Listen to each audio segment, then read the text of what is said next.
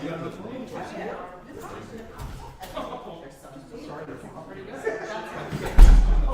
didn't realize you wanted to have it to the head. Wow.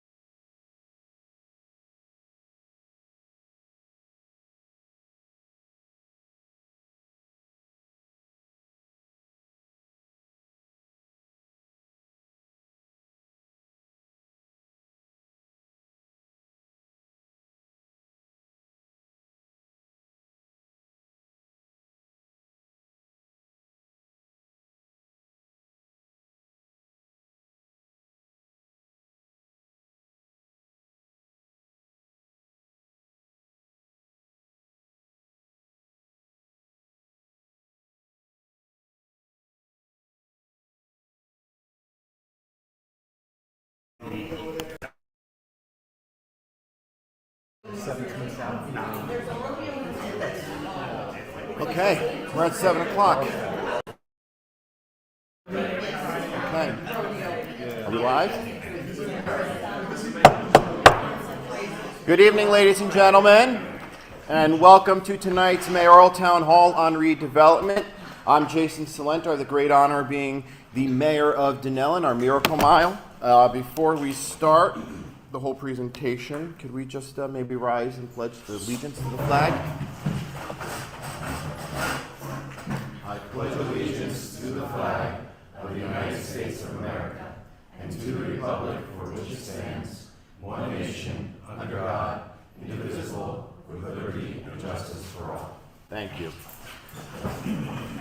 So again, welcome. I'm excited to share updates with you on our redevelopment efforts, including the latest updates to our redevelopment plan, our master plan and climate resiliency plan, the completion of some key projects that have allowed us to welcome new residents to our Miracle Mile, and our upcoming plans for the 2025 and beyond, and more.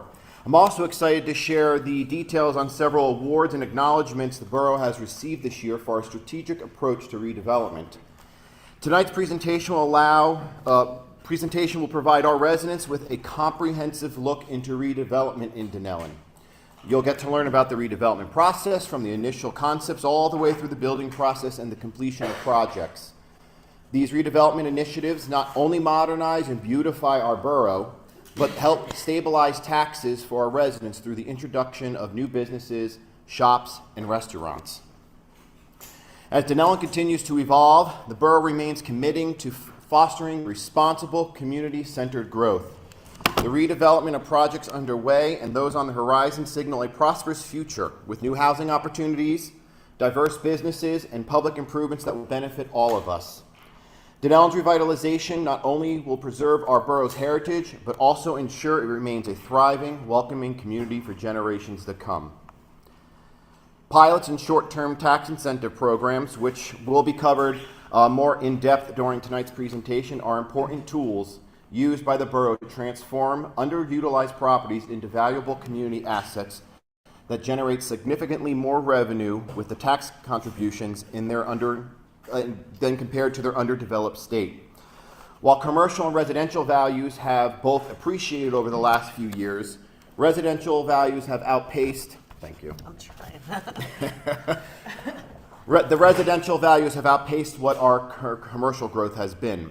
And if you don't already know, Dunellen's tax base is relying upon 89% on residential property taxes, with commercial properties making clearly a smaller portion of that. So therefore, the use of these tools helps stabilize the tax burden on residents as rising tides lift all ships. In this case, new and improved properties increase the overall commercial value in our business district, therefore increasing a revenue stream, which helps offset the borough's budget and helps pay down debt services on capital bonding that is needed for vital infrastructure improvements beyond what grants we have received can cover. So the borough is proudly built on a shared vision. I think that's one of our best assets that we have, guided by the needs and wants of our community. Dunellen's redevelopment journey is a reflection of planning, collaboration, and the smart use of financial tools like pilots, which has been made evident through our efforts to engage the public on issues related to economic development and redevelopment through community surveys. As we look to the future, we are confident that these initiatives will continue to bring growth, stability, and opportunity for all our residents and businesses. Together, we can build a stronger, more vibrant Dunellen, and I thank you all for your support and engagement in this process and for being here tonight, because we will conclude with a Q&A, and it's important that you ask the important questions and also provide us your feedback. I'm pleased to be joined by a great panel this evening featuring some of the borough's partners who helped make the redevelopment progress we've seen over the last 23 years possible. The topics they'll be covering for this presentation include the history of redevelopment in Dunellen, planning and redevelopment initiatives, municipal engineering for redevelopment, overview of the annual services charges, or known as pilots, and redevelopment bonds, affordable housing, a financial analysis of new developments and resident and school children impact, historic preservation and economic development, the downtown management organization, and the downtown improvement districts. Before we begin to hear from our panelists, I would like to start tonight's agenda with the history of redevelopment in Dunellen and where we are in the present day. To paint a better picture of where we're going, I think we all agree it's important to know where we began it all. Really quick before I do that though, excuse me, I'd like to just recognize a few people that are in the room this evening. We have council members Cole Sigmund, Trina Rios, so thank you for joining us. We have former council members Mark Beanick, and we also have former council member, current Shade Tree Commission Chair and Code Enforcer Ken Baudendistel, who was really a part of the original team that helped with Bob Cedar, former Mayor Cedar, build a great foundation that we're building off of, and very instrumental in helping us get the Transit Village designation, which Peggy will go over shortly. We have Board of Education member Lisa Howard, DDMO member and DAC member Heidi Heleniak. We also have our construction official Scott Brescher and Alex Miller, our municipal clerk Lauren Statz, and our planning board member Adam Gordon. You're the vice chair of the planning board, so thank you all for being here, the contributions that you do give to the community. It's very important as we move forward. So, as we noted, before we begin, we're going to go through the history. So, Dunellen's revitalization journey began in 2001 when Mayor Robert Cedar and the Borough Council at the time initiated a study to identify areas of need of redevelopment, focusing mainly on Route 28, leading to the adoption ultimately of what was known as the Dunellen Downtown Redevelopment Plan in 2003. To stay up to date to the needs of our community, the master plan has been updated throughout the years, with amendments taking place first in May of 2016 and then most recently in 2023. As our community evolves, so does our master plan every 10 years. That's our strategic plan. We'll go over that a little bit more in detail later. And our redevelopment plan too, when it calls for it, allowing Dunellen to emerge and remain a hub for new businesses and residents, and really be built upon the shared vision that we have. So in 2001, Dunellen Mayor and Borough Council authorized the Planning Board to conduct what's called a preliminary investigation on whether the areas between Route 28 from Middlesex to Plainfield qualify as an area of need of redevelopment. Fast forward to 2003, this prior authorization from the Mayor and Council was kicked over to the Planning Board, which resulted in the report on a study to determine the qualification of the Dunellen Downtown Redevelopment Study Area as a redevelopment area. That's a tongue twister. And was presented and adopted by the Dunellen Planning Board in April of 2003. This report and resolution was then forwarded over to the Mayor and Council at the time, it was accepted by resolution in May of 2003 and designated the subject area as in need of redevelopment. The following year in 2004, July of 2004, Dunellen's Downtown Redevelopment Plan Phase 1 was adopted by ordinance with a periodic updates, as we noted, going over time. This document, and we'll learn more, is the basic zoning and land use blueprint for redevelopment in those areas. At this time, there was 3 designated sites. Site 1, which is Train Station North, which is where the bank and the municipal parking lot is. Site 2, which is Train Station South, where the big parking lot is and the library is. And then Site 3, the 19 acres between the train tracks and Columbia Street, commonly known as the Art Color Complex, and what we see today as the new development of Dunellen Station. Later, the redevelopment plan would be amended to add site number 4, which was known as the remainder parcels as the next phase's redevelopment area. These properties are located on both sides of the street on North Avenue from Plainfield border to Madison Avenue, and on both sides of the street on Boundbrook Road to Middlesex, except for there's 2 multi-family townhouse properties that are located on the south side of the road that are not included. In late 2004, the owners of the Art Color Complex made it known that they wanted to turn the site that was basically being used for warehouse and light industry into a more attractive mixed-use housing retail setting, and several proposals were heard on the initial project. So getting into 2006, February of 2006 more specifically, the Mayor and Council designated Kaplan Companies as the redeveloper, a well-known developer in the state of New Jersey, with the designation and agreement between the 2 parties to be arrived for a redevelopment project within a certain period of time. 2007, Kaplan was de-designated as the redeveloper in January of 2007 after the agreement could not be reached, and at that time, shortly after, Baker Residential would be then selected as the redeveloper. Between 2007 and 2008, we all know what happened. We had a recession, the financial meltdown, and Baker Residential and the borough could not reach to a mutually agreeable terms because of the economic decline during that period of time, so the developer requested to no longer be the developer. Fast forward a decade, 2017. The economy slowly began to recover, and the Art Color Complex owners once again expressed an interest in developing the site and would go on to do so in partnership with established builders. On in 2017, the Mayor and Borough Council entered into an agreement with Brudner. Everything good? Okay. Entered into an agreement with Brudner Redevelopment Partners Urban Renewal LLC by resolution. It was agreed upon that the 19-acre Art Color site, now known as the Dunellen Station, would have 130 townhouses for sale, which all sold out pretty quickly, and 252 apartments for rent, with 58 of those units being affordable housing, with the 10,000 square foot commercial retail building where the former World Gym was located. The development, which was completed this year, is now home to over 600 new Dunellen residents who have access to a clubhouse on the property, a community room, barbecue area, weight room, and a pool. The development of the Art Color Complex was done by two companies. The townhouse component was done by K. Havanian, and the apartments and retail was done by Prism Capital. So by 2020, there was a change in administration. I was able to come in with the council, and we appointed DMR Architects, who you'll hear about from tonight, as our municipal planner.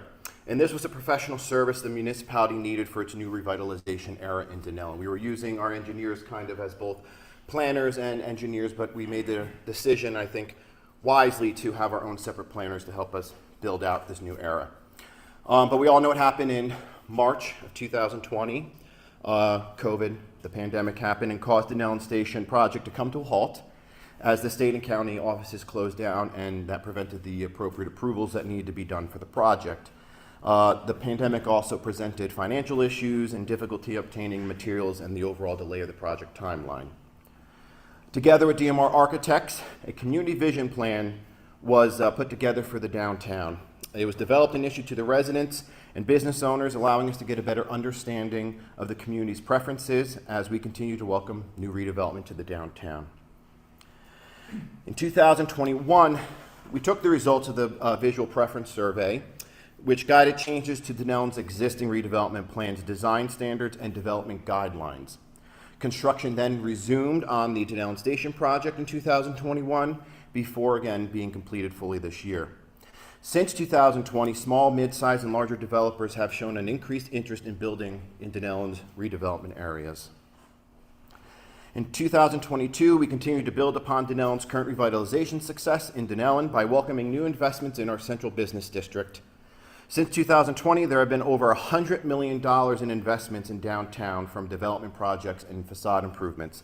And that's on top of the Dunellen Station project, which was an additional $110 million. So since 2017 to today, we've had over $200 million in investments in our downtown. That's a pretty good thing in time frame. The redevelopment plan was amended, and I know we're all excited about this, and we're all excitedly waiting for one of them to show up, to allow wineries, distilleries, and breweries throughout our redevelopment zone to make our zoning laws more welcoming to a more diverse business portfolio and clientele. And we also required that native plantings, I know Shade Tree's very happy about that, rain gardens and pervious pavements to be required in these developments. We also introduced and passed the short-term tax abatement program to allow property owners to take advantage of a 5-year tax incentive to improve those properties. You'll hear more about that. But imagine the pilots for the bigger developers and these 5-year tax abatement programs being offered for the smaller property owners that want to do improvements to their current sites. I love that. That's the best thing that could happen in our downtown is current property owners reinvest in themselves. It's so important that they do that, and this 5-year tax incentive program is there for them. Also that year, the master plan reexamination was conducted by DMR Architects, which was a part of the interconnected planning initiatives alongside Dunellen's climate resiliency planning, a cannabis survey, an active transportation study by New Jersey transit-friendly planning program, and complete streets and green streets for all policy by the North Jersey Transportation Planning Authority. Pretty sure we had a Blaustein one that year too. By 2023, last year, the borough continued to build upon its current revitalization successes in the downtown by welcoming new investments in the central business district. The master plan was updated with elements related to climate resiliency, transit-friendly planning for walking, biking, and public transportation. as well as including complete and Green Street elements to it. And the redevelopment plan was amended to include film industry and production studios, artist live work studios, grocers and supermarkets, entertainment and institutional uses. Briefly over climate resiliency, Dunellen was at the forefront of this. We're one of the first towns in New Jersey to have a climate resiliency plan implemented. It's important as we see storms getting heavier and more frequent, that as we build out our downtown, that we have that in the forefront of our minds. We also feel this was also part of why we got some recent grants from the state. But it's important that we have that in the forefront of our mind, especially when it comes to stormwater management and how when water comes on top of these properties, where is it going? So we have that at the forefront of our mind. 2024, again, we're continuing to build upon revitalization successes in the downtown. We saw the completion of several projects, including the Dunellen Station, 150 North Avenue, and Metro 526, all of which allowed us to bring new retail into the downtown and welcome new businesses to our Miracle Mile. On the right of the screen, you can see the before and after photos, recently completed projects. And I think this is important to see and keep in mind that these projects are going on properties that are really underutilized and dilapidated and bringing down the value. I know there's a general concern from the public about we're overbuilding, we're overdoing this, and we're taking away Dunellen history. If you look, these were burnt out buildings, a factory that was falling apart and really didn't contribute to our economy, and a vacant, contaminated old gas station. So these are things to keep in mind that we're cleaning up the downtown one parcel at a time. The Dunellen Station, as we all know, is one of the more significant and successful redevelopment projects on the old Art Color complex, now known as the Dunellen Station. It's a vibrant mixed-use development that seamlessly blends townhomes and retail space. 526, that's the borough's most recently completed project. It's home to Metro 526, as we noted. It had a grand opening in September of 2024. It's 43,000 square feet of residential apartments, with 40 apartments, including 6 affordable housing units that, as you can note, replaced several fire-torn buildings that sat vacant for many, many years. So I think that's a nice improvement. 150 North was completed this year and is a 3-story mixed-use building consisting of 1,578 square feet of commercial retail space and 14 apartments, and is inclusive of 2 affordable housing units. Commercials on the first floor. You can see that the parking, well, you can't see, but the parking, it has ground level parking that is covered for both residents and businesses. So throughout our redevelopment journey, we have taken the wants and needs of our community into consideration and have sent out many surveys over the years to get feedback directly, and they're listed all right here from 2017 to even this year. Starting with the Dunellen Community Survey by the Dunellen Arts and Culture Commission, now known as Dunellen Arts Inclusion and Culture Commission in 2017. Our most recent survey, conducted between November and December of 2024, came from Rutgers Blaustein School of Planning and Public Policy, and that focused on initiatives for historical preservation in Dunellen. You'll hear more about that this evening by Blaustein School students. And by assessing feedback from our residents with additional guidance from our climate resiliency plan, we're able to approach redevelopment with a strategic mindset and truly a shared community vision.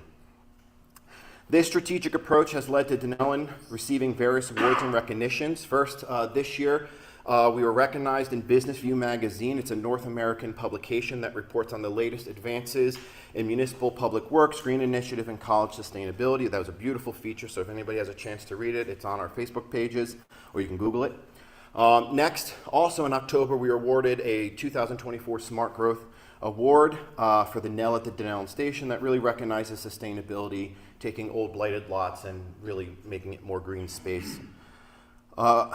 Also, tomorrow, we're giving the prestigious award of Great Downtown designation by the New Jersey chapter of the American Planning Association. So that's a pretty nice recognition. The ceremony is taking place tomorrow at the South. Thank you. The South Orange Performing Arts Center. The award recognizes the people, plans, projects, and places that embody the power of great planning to create vibrant, healthy, equitable, and sustainable communities across New Jersey. In addition to these recognitions, the borough's been able to receive almost $10 million in grants over the last 5 years to help offset infrastructure improvements, such as roads, downtown beautification projects, and more. So our efforts in the downtown have helped develop a robust grant application that assists us in acquiring these grants, specifically under the Transit Village grant program. This honor highlights the vibrancy, community spirit, and ongoing growth of our downtown, home to diverse businesses, new housing options, and welcoming atmosphere for all. It's a true testament to the hard work and collaboration of our residents, local businesses, and all the stakeholders and leaders that we have. So as we look ahead to 2025, we have many exciting projects and possibilities on the horizon. As I always say, Dunellen's open for business. First, we are in the mindset of assessing the possible implementation of a downtown improvement district, which you will hear more tonight by Natalie, which, as I just said that, well, we have begun working with the NJDOT on implementing push-button rectangular flashing beacons along Route 28 to improve pedestrian safety in the downtown. So these flashing beacons will be installed at key intersections along Route 28. And this is the benefit of redevelopment. These are being made possible due to redevelopment and negotiated community benefits from the developer. So they're financially contributing to some of these benefits that otherwise would be directly on the taxpayer to pay for. Washington Avenue beautification project between Front and First Street and Washington Avenue between North Avenue and the Railroad Bridge will include the installation of LED decorative lights, trees, and brick pavers along South Washington Avenue to match the existing decorative lighting. And we just received word that we were granted more funds to add decorative lighting from Jackson Avenue to Jefferson, effectively between the last 3 years of grants for decorative lighting, completing the entire Route 28 corridor with decorative lighting, all through grants. We're having grants that were awarded to 2nd Street and working to make things more ADA compliant in the downtown, the surrounding areas. And we are awarded money towards Sanford Avenue as well. And so that's something we are looking forward to, as that project is projected to take place in 2027. And multiple projects before that, so don't worry, we're not waiting to 2027 for just one project. There's multiple beforehand. So it's just between financing and capital bonding that we have to make sure. Anyway, another upcoming project is the North Hamilton project at 405 North Avenue. This will convert the former bank and old Dunellen Rescue Squad building into a modern mixed-use apartment complex. This development will feature 50 residential units, including 7 affordable housing, and first-floor commercial space with parking facilities for both commercial and residential. In addition, I think it's important to highlight 405 North. We're not saying goodbye to our rescue squad. This project is allowing them to have a brand new future, and I think that's very key because I know there were some concerns over that. The sale of their property and this project is allowing them to have a future at 635 Bound Brook Road, where the infamous, in quotes, strip joint location is. Such a terrible name. But that was the name of the business. It's an old upholstery building. It's been, we're working with them to improve contamination, and then they'll build a beautiful building there. And guess what? It's another section of town that's going to be improved, and all because of the benefits of redevelopment. Recently approved was 431-4, and by the way, they're looking for volunteers for their bright future. Same as the fire department. Please volunteer. 431 and 441 North Avenue development is set to further enhance our downtown corridor. This will be a 62 residential apartment building with 9 affordable housing units, along with ground level retail space and covered parking for residents and retail. I'm almost through my part, don't worry. There's just a lot of exciting stuff. An approved redevelopment project at 120-126 North Avenue will bring just over 2,000 square feet of commercial space, along with 33 residential units and 5 affordable housing units, included in that 33, to Dunellen. It's replacing currently vacant and dilapidated properties. You'll see that they've already been demoed. Similar to other recent redevelopment projects throughout the borough, the commercial, again, will be on the first floor, and the parking will be for residential and commercial for commercial. 440 North Avenue is a 3-story mixed-use building consisting of just over 1,000 square foot of ground level commercial space and ground level ADA compliant 2-bedroom apartment. The second and third floor will consist of 8 2-bedroom apartments for a total of 9 residential units. And there'll be 1 affordable housing unit in this building. This building will have on-site parking, is centrally located, and is approximately a 4-minute walk to the Dunellen train station, and it will replace an aging and dilapidating old home next to the Quick Check. So another location being cleaned up. The redevelopment project at 337 Front Street will welcome to our community the construction of a modern multifamily building. The project will create new 8 residential buildings with 1 affordable housing unit. This will be a full residential apartment building. There we go. As of December of 2024, we are in ongoing discussions about the revitalization of 501 North Avenue, commonly known by everybody in town, the Triangle Garage. Proposed plans for this location include updated areas of ground level retail space with apartments on 2nd and 3rd floors, central landscaping and on-site parking for residents and commercial space. And it is being proposed that that cut-through road be removed and built across, which personally, if you ask me, I think it's good because that's just a strike for a pedestrian waiting to happen. So it'll improve safety over there too. By repurposing these spaces into thriving mixed-use developments, Dunellen is ensuring that our downtown remains vibrant, walkable, and attractive to both residents, businesses, and visitors. Projects like this also increase the borough's tax base while creating opportunity for small businesses to flourish. So that's the end of my history of redevelopment in Dunellen and looking towards 2025. Next up, I have the honor of introducing Francis Reiner of DMR Architects. He's an accomplished professional planner, urban designer, and landscape architect with more than 25 years of experience working for both private developers and municipalities on the design, development, and revitalization of mixed-use transit-oriented development and downtown projects. Highly educated, and he's here to talk to you about the planning process. So thank you for being here, Brandon.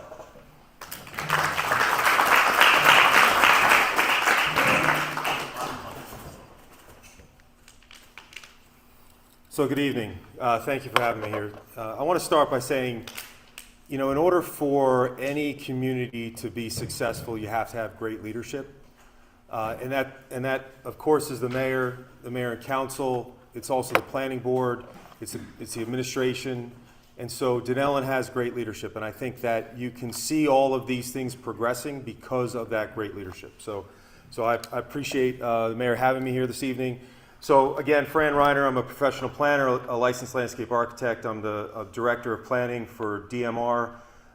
We've been around for 30 some odd years. Dan Haubin from my office is a lead associate, also a planner. He has been involved with a lot of the work that we've been involved with the borough over the years. Normally I would spend 10 or 15 minutes on each subject, so I'm going to put them all into kind of one presentation. So we're about a 40-person architecture planning firm. We do work around New Jersey. We do master plans, re-examination studies, zoning ordinances. We are the planning board planner for Dunellen. As the mayor indicated, we wrote the 2023 master plan re-examination study, and Dan authored the climate resiliency plan, which was one of the first in the state of New Jersey under the new rules. And so what I wanted to do was briefly kind of go through a few of the things that have occurred in 2024 and maybe a little bit before that because they impact 2025 and moving forward.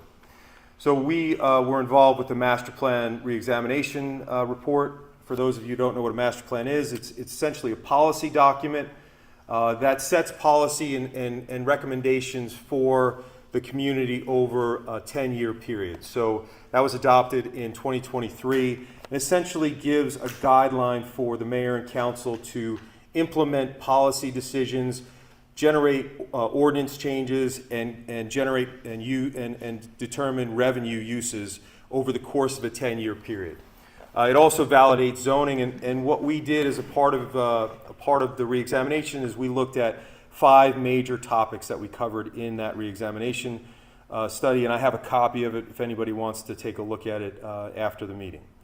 Essentially, the major topics that were covered as a part of that report were the redevelopment of downtown and what were the strategies to continue the efforts of revitalizing the downtown area. We also dealt highly in the flooding and stormwater issues that all communities are really dealing with now in terms of the new NJDEP flood regulations and how those impact potential development, redevelopment, and also impact just everybody's day-to-day life. There was topics covered regarding cannabis. In addition to circulation, traffic is always a concern when it comes to communities revitalizing self. In addition to traffic, school-age kids, those are always issues and topics that are of concern. to communities. And then sustainability was a final kind of major topic that was covered as a part of that reexamination study. As I mentioned, we were also involved with the Climate Resiliency Plan. Again, this is a document that really carries forward recommendations for sustainability and climate resilience over the course of a decade or so of time. So what this looked at was to analyze the current and future threats of the community. Where are the low points? Where are stormwater and flooding currently occurring? It looked at a build-out analysis to determine what kind of areas might be vulnerable to the ongoing increase in temperature and what impacts that has on a community. It identified crucial facilities as well as evacuation infrastructure. It analyzed potential impacts of natural disasters within the community. It provided improved design standards from a climate resiliency standpoint, from a sustainability standpoint, and it was based on the most recent NJDEP kind of regulations. So that was part of the climate resiliency plan. Again, I have a copy of that if anybody wants to take a look at it. It's also on the website. Also on the website. The recommendations were regarding flood conscious zoning, design standards, as well as continued involvement with regional actions. So a lot of times communities are trying to deal with these on their own, but they're really more regional. So you have to really be involved with the adjacent communities and the floodways and other areas that really go outside the boundaries of a particular municipality. And then what are the stormwater infrastructure and grant opportunities that the borough can move forward and obtain financing for some of these future improvements. So the mayor touched upon this, and he kind of went through a lot of the projects, some of which I'm going to go through tonight. But one of the main things that we had looked at in 2023, again, which really carries forward for the projects that were approved in 2024, and then obviously represent the zoning for all projects that will come forward in 2025 moving forward. And so and I'm going to just go to the larger. Let's see, I'll go to the larger one. So this is just a map of the previous slide. So I'll talk to the points, and that way you can look at the slides. So we identified and looked through the current subzones. The North train station, which is identified as Site 1. I don't know. Is there a? Yeah. You could probably use the mouse on the cursor on the screen. There you go. So Site 1 is located here. Site 2, which is the library and Skinner Plaza, located here, if you can see my cursor. Site 3, as the mayor had indicated, was the former World Gym site. Then there were transition areas, which are the yellow identified on the map. Flex transition areas, Front Street transition area, and downtown core. And there were requirements in terms of the bulk standards for each one of these, parking requirements for each one of these, setback requirements, height requirements, and design standards for each one of these current subzones. So strategy being is how do you really strengthen the downtown area and then transition out of the downtown area into the more residential areas without negatively impacting those particular locations. The 2023 amendments clarified intended uses within each one of those zones. It identified permitted uses, new permitted uses, including artist live work studios, grocer supermarkets, entertainment, institutional uses, film production studios, etc. It strengthened buffers to existing residential. So the previous plans that were adopted, this actually strengthened those buffers to try and protect the existing residential neighborhoods that back up to these areas. Promoted green design, promoted workforce housing, and modified the parking standards. So the downtown redevelopment plan, which was amended in July of 2023, really becomes the zoning for all of those projects that are coming online within these particular areas. The mayor talked about these, so I'm just going to go through these fairly quickly. These were some projects that were approved by the planning board in 2024. The Dunellen Hotel, as everybody knows, had a fire. There was a application to extend the kitchen, create a better scenario. The bottom right, the red shows where the addition was to that application that was approved. As the mayor had already presented, 337 Front Street, The plans on the right show the unit layouts for this particular project. It was 8 units, 6 2-bedrooms, 2 1-bedrooms, and then you can see kind of the images of what was approved as a part of the site plan application to the planning board. 441 North Avenue for 62 units. The top image on the right represents the parking level for this particular project, and then the bottom image on the right represents the unit layout. And this is what the presentation to the planning board and the approval was based on. So you can see mixed use residential on the 2nd and 3rd levels, really strong architectural design that would be additive to the downtown.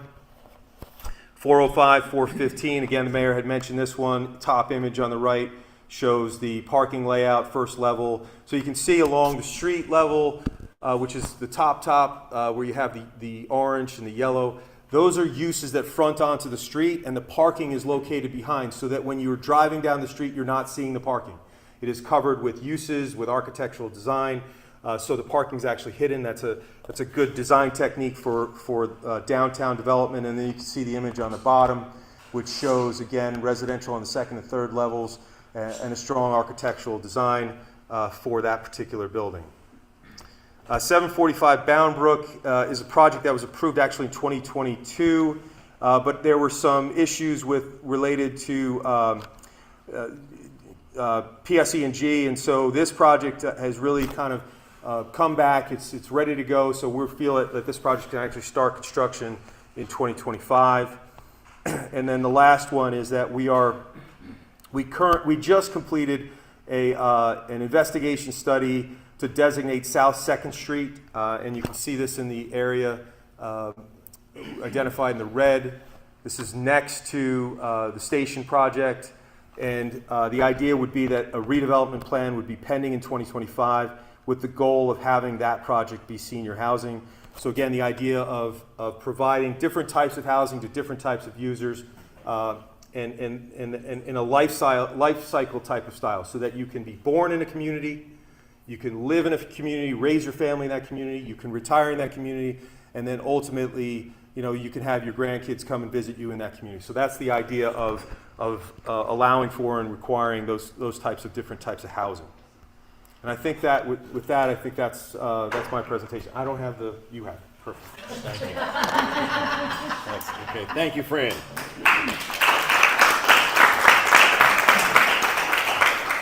So next up, we have Sharon Roundtree. She's going to be discussing the planning board, introducing what that process is.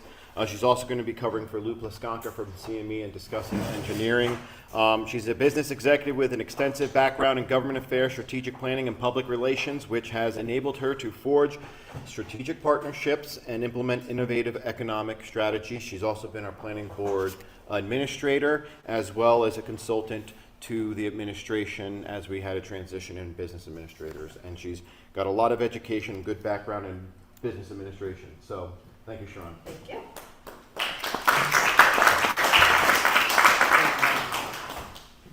Let's see. Yeah, you want to go bottom? Actually, it's this one. Oh, tricky. I can talk about planning board. Working technology, not so much all the time. So I want to start, as Fran says, I think I've worked in a lot of communities throughout the state of New Jersey, and I think it's very commendable that the mayor, council have an event like this, because I used to teach at Blaustein myself, and I would spend 3 hours talking about, I taught municipal management, I'd spend 2 to 3 hours talking about planning boards.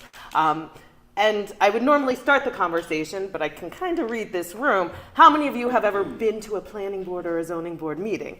Probably a lot of people here would raise their hand, right? But think about a close family member or a close friend who is not involved in government, who didn't choose to come out tonight or watch this and understand what's happening in their community. A lot of people have no idea what a planning board is. And so I thought tonight I would start by kind of explaining it. And one of the things that's unique about a planning board in government is the name of a planning board really makes sense. What does the planning do? It helps with the planning of the community. So we just heard from Fran, who talks about all of this extensive time and effort that goes into looking at the community as a whole. What how do you make sure that all of that time and effort comes to fruition? Well, the planning board is one major step in making that happen. So what is Dunellen's planning board? In 1996, by ordinance, it created a single jurisdiction planning board, which also acts as the borough's zoning board of adjustment. In a lot of towns or municipalities, you have two separate boards. You have a planning board and a board of adjustment. We're going to talk about that difference in a second. But here in Dunellen, the planning board serves as both. There are 9 representatives. Your mayor is one of them. A municipal official, in Dunellen's case, Scott is our municipal official on the planning board. You have a member of the governing body, who's also here today, Trina. And you have citizens and representatives from the municipality. They make up the 9 members of the planning board. They serve for 4-year terms, and there are alternates, and the alternates serve for 2-year terms. And the role of the planning board is to balance all of these plans, to take all of this information, and to look at what's being developed and what's built in your community and make sure it fits with the goals and the vision of the community as a whole.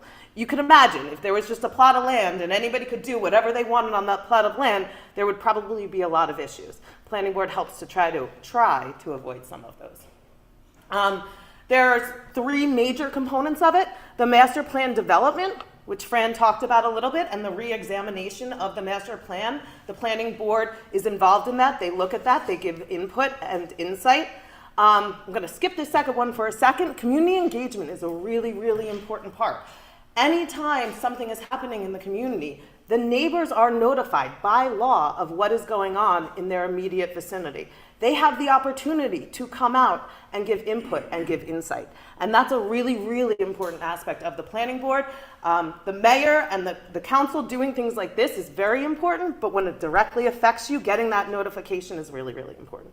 And probably what keeps the planning board the busiest is the land use management. And so it's reviewing the applications that come in, and that can be everything from subdivisions to variances to permits. So planning board versus zoning board, what is the difference? Again, I would venture to guess that a lot of people in this room know, but I would also venture to guess that most people in society really don't. And somebody broke it down for me once. The planning board's the board of yes, he said to me, and the zoning board's the board of no. And what does that mean, right? For me, it was the simplest way of kind of understanding or explaining it to other people. So the planning board looks at overall planning. It looks at what the vision of the community is, looks at what an application is coming in, what they're going to do with their site plan. In general, when you come before the planning board, you're building something, creating something that fits within that general plan. So you're going before the planning board, you're saying, here's my plans.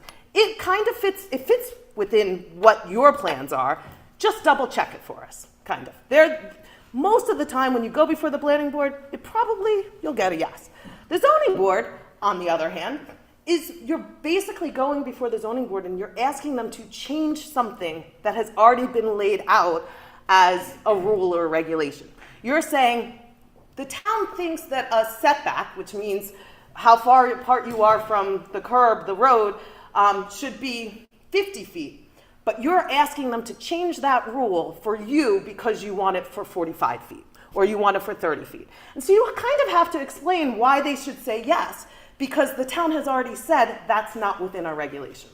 So when somebody said to me, planning board's the board of yes, zoning board's the board of no, it kind of explains what the purpose is. Again, in Dunellen, we do both, because Dunellen's great. They do double everything. So what's the planning board process? You're building something new in the town, or you need a variance, is what it's called when you're going before the zoning board. You have an application. You submit the application.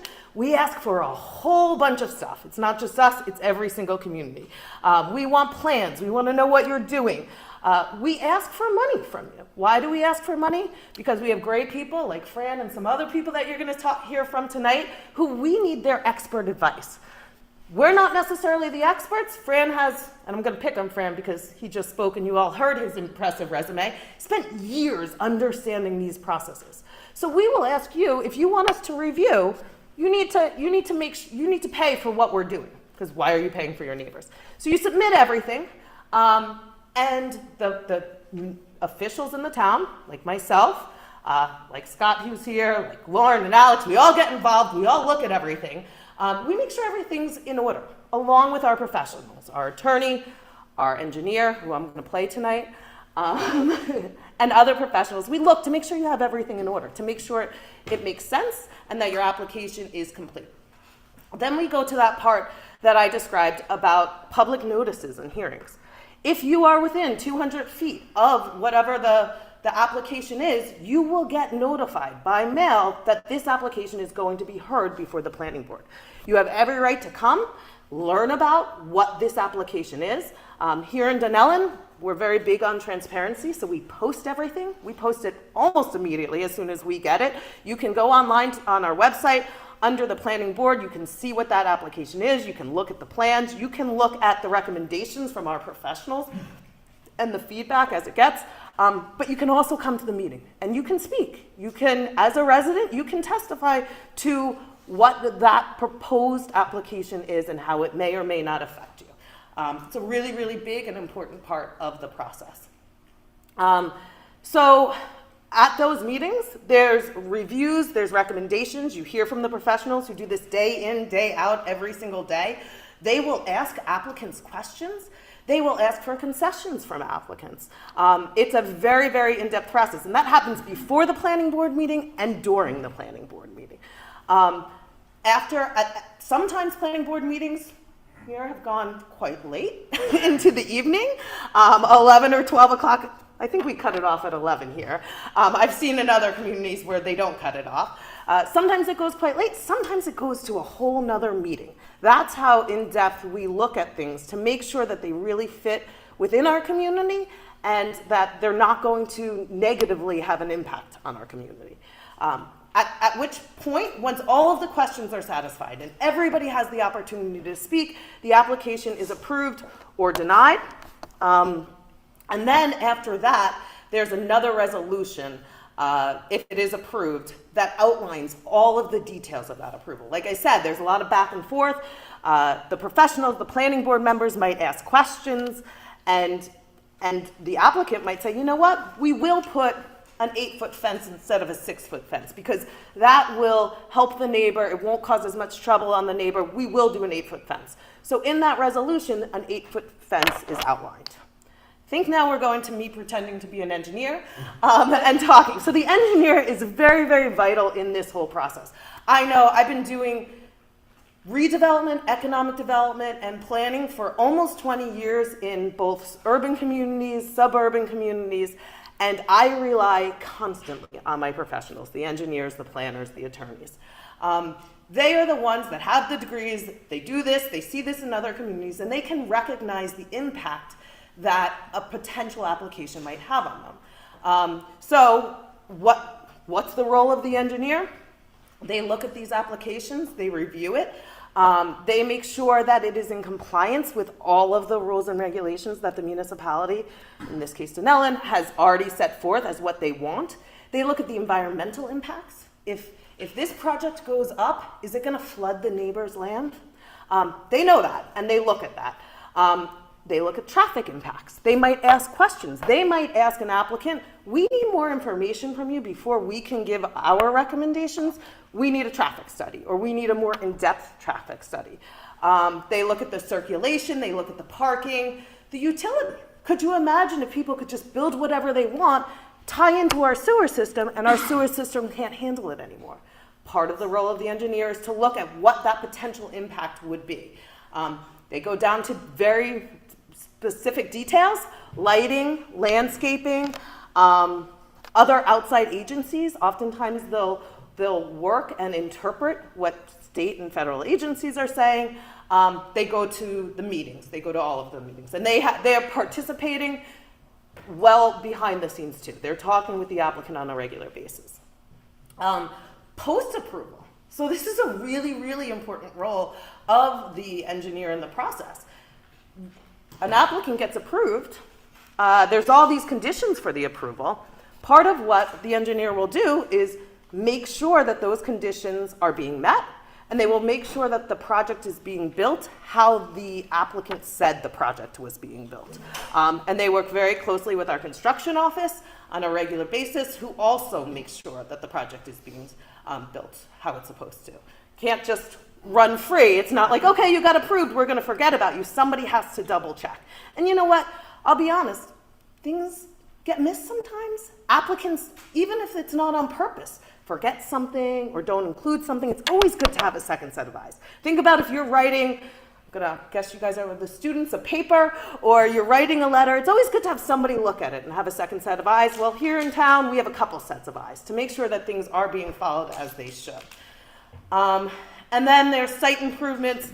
The engineer will conduct pre-construction meetings, so even before things, a shovel hits the ground, the engineer is meeting with the construction team. They're reviewing drawings, they're making sure that the construction goes as it should. So things that are really important, and I can't stress enough, especially, like I said, I've worked in or with several towns in the state of New Jersey. Dunellen's really impressive in the importance of involving and educating the community, and having the community, and that, yeah, give a shout out to the mayor and your council members who really care about the transparency. Not many towns do something like this, but that really makes the community great and makes redevelopment and any kind of development match what your community is. Because one of the greatest things about the state of New Jersey, I would argue, is all of our towns are unique. We have 565, I think, different municipalities in this state. Everyone's unique, and having that engagement and the back and forth with the community is so important. Zoning compliance. We don't spend the money or the time to create these rules and regulations for them to be ignored. And so it's really, really important that what the town wants is what the town gets, and the planning board is a great step in making sure that compliance. And then just sustainable development. As I mentioned, the last thing you want is for a neighbor to be able to build a massive building that overshadows your house and causes flooding in your backyard, and now you can't enjoy it. Is it something that can be built sustainably? And that's a really important part of the board as well. I think I just said what's on this slide. We do put a lot of information on the town's website under the planning board. All of the applications that we've gotten since, I believe, 2022 are up there. You can look. We put all of the resolutions, the conditions in those resolutions. There is a plethora of information under the redevelopment tab, and I'm going to shout out to Billy because I know he's been working on it too, with all of these pictures that you've seen throughout the night. So we're happy to answer questions. Don't hesitate to reach out to our offices. There's some really, really great things happening in this town, and we want the community to be involved. So thank you.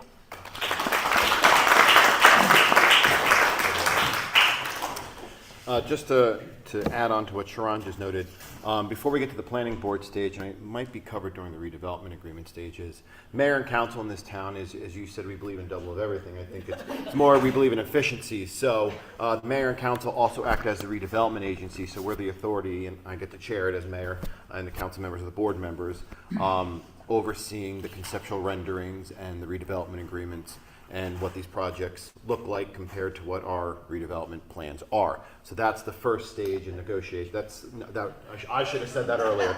And then it gets kicked over, and that's where the professionals come in as well. There's a redevelopment stage where the planners and engineers and the attorneys are involved. And then once it's approved through council, if it's approved through council, it gets over to planning board for their process. So there is compliance checks throughout the entire process, even during construction, as you had noted. So thank you. Next up is Charles Chuck Liebling from Window Marks in Mittendorf, LLC. He's a partner at the law firm. He's a resident in their New Brunswick, New Jersey office. He concentrates his practice on redevelopment and redevelopment financing, land use law, and general real estate transactions, and represents both for-profit and non-profit developers as well as government entities. Chuck has served as Special Redevelopment Counsel to the Borough of Dunellen since 2013, so he's been here for a while with us. So thank you, Chuck, for all your service. So welcome to the podium.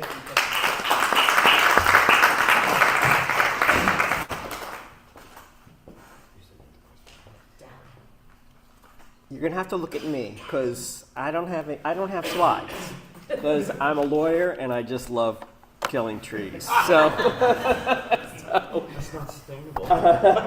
I'm gonna talk about the legal agreements that are entered into that are used to oversee this process. So you heard about the redevelopment plan and that being adopted, and there's statutes in New Jersey that oversee all this, and it's the local redevelopment and housing law, and so Fran's following that at the beginning, where the studies are being done as to whether or not an area needs redevelopment, and then the process of actually adopting the redevelopment plan. Redevelopment projects go through the process that Sharon explained. They still have to go through site plan approval. They're no different than any other project in that way. But in the middle, and how that differs from somebody who just owns a piece of property and builds in conformance with the zoning for that property, is the redevelopment process. So if somebody has an idea of something they want to do on a piece of property that's covered in the municipal redevelopment plan, they need to come to the municipality first and talk about that. And that would be the redevelopment agency that is housed in the borough's council. They can serve both roles there. And so if somebody's got an idea, and you saw a lot of ideas that were up there that people have come with, come and talk about it. And there's actually on the website, there's the whole process of what you got to do if you want to redevelop in Dunellen. So come with an idea, and if the idea it strikes the fancy of the council and they want to proceed, first thing they do is say, okay, well, you're going to have to enter into a redevelopment agreement with the town, and that will set forth the guidelines for the process of you redeveloping your property. And the way the process works is first the borough conditionally designates the redeveloper of the property and says, we're going to work with you. We're going to negotiate this agreement. We're going to bring in planners and so forth and lawyers to do that. So we need to, as part of your conditional designation, we need you to establish an escrow fund with the town in a cost that's proportional to the type of project that they're doing, and so that those professionals can be paid. So that's the first point at which the redeveloper makes a financial commitment to what they want to do, and the borough is able to pay its professionals through the process of actually getting to a redevelopment agreement.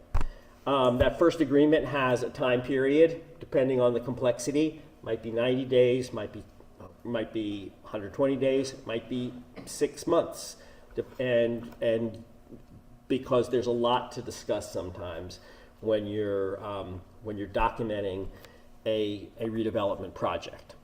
So we are lucky enough to have done the redevelopment agreements for all the projects that you saw on the screen before, and I just thought I'd go through with you what's in those agreements, how they work, and it's kind of common sense. If you had to stop and think, well, what would I want if I'm running a town to make sure happens so that the former abandoned gas station or burned out home or whatever it is actually gets to the pretty picture that this person showed me? How do I bind them legally to that? So redevelopment agreement is drafted, and I'm going to go through with you the major components of it that deal with the project. So the first, describe the project. What is it that you're going to build? And so there are plans and descriptions attached to the agreement that are prepared and attached, and they're making a legal commitment to build that project, which the council has reviewed.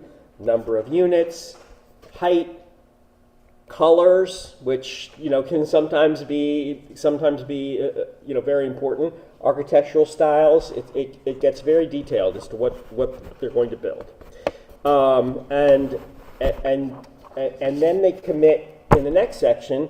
When are you going to do this? You can't take 10 years. You got it. We're going to hold you to a timeline, because this is a redevelopment area, and we are interested in things happening here, not just sitting unused the way it has been, which is why it was found to be in need of redevelopment. So you agree on a project schedule, and legal commitment to do things at certain points. Prepare plans. Go to the planning board. Get financing. Start construction. Complete construction. Tenant the building. So these are all commitments that are made by the redeveloper, so that the borough has assurance that this project is actually going to proceed. There's room for delays. Come in, explain what happened, and because things can happen, and you heard about the PSE&G problems on 745 Boundbrook, and we worked on that, and you've got to have some room for that. But the person who's not doing anything, and we've had that on at least one property here, you use the agreement to ultimately relieve them of their rights to proceed with that project, because they're not getting it done. When it's done, hooray, the borough gives what's called a certificate of completion that says congratulations, you've completed the project, and that's the agreement's over. So you got from beginning to end. While it's going on, though, the borough's not just waiting for it to finish. There's oversight of the project, and a representative who's named in the redevelopment agreement, who is entitled to receive reports, entitled to go on the property and see what's going on, get copies of things that are delivered to, in the process of remediating property, applications to other governmental agencies, whether that's, NJDEP, NJDOT, whoever it might be, so that the borough can follow the process, make sure there's ongoing compliance with the project schedule, and intervene as needed. And so that is another legal obligation that the redeveloper has to the borough to make sure this happens. As Sharon was saying, a lot of times new development needs new infrastructure. Where there used to be a house and a yard, now you have 40 units. That's going to create different impacts on roadways, sewer, utilities, and the agreement sets forth the obligation of the redeveloper to make sure that all that is done in order to make the project functional. That's another legal commitment that the redeveloper makes. The redeveloper agrees to get all the approvals that are needed in order to do this, whether from the land use board in Dunellen or from whatever other agencies have jurisdiction. We're on a state highway here, and so that comes up on almost every application. The fact that NJDOT is in charge of that road. The redeveloper also agrees that and also can be asked to demonstrate that they have the financial wherewithal to get the project done. unlike just a regular piece of property where the borough doesn't have any oversight as to, you know, the timing of when something might proceed or not proceed, a redevelopment project is different, and there's typically a presentation of materials as to the financial ability of the redeveloper to actually build the project, and then timing for them to obtain financing to do that, as well as a commitment to pay all project costs, including ongoing borough costs. So the ones I talked about at the beginning, when there was conditional redeveloper, that's until the redevelopment agreement is signed. Well, once it's signed, that process continues of an ongoing escrow so that the borough can pay its professionals to oversee the cost of this project. Nothing gets built without financing, or very little gets built without financing, especially larger projects like this. It's the typical for a redeveloper to invest some component of their own money and borrow the rest. So the municipality doesn't have any choice but to deal with the fact that lenders also have requirements before they're going to lend money if the borough wants anything to happen. So what the lender is concerned about is, okay, well, what if their borrower, which is our redeveloper, doesn't do what he's supposed to do? They're in a position where they have a default on their construction loan and they need to step in. So the borough, in the redevelopment agreement, recognizes that and grants certain rights to a lender to step in, to find a replacement developer to come in. They've got to can't just be anybody. It's got to be someone who the borough is comfortable can complete the project. But the borough agrees, well, we're going to forbear from immediate enforcement of the time frames in here because banks can't act that quickly, and it's just part of the agreement that's necessary in order for a project to get financed. And lenders can be very picky about these, and here we've been pretty lucky that we haven't had to reopen negotiations on those provisions. Other projects, especially very large projects, often a lender will come in and want more specific commitments from the municipality.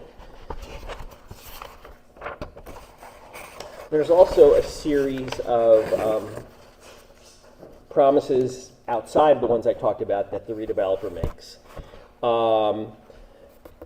Certainly with remediation, that they'll properly remediate and that they'll pursue anyone who may have liability for any environmental contamination that's on the site.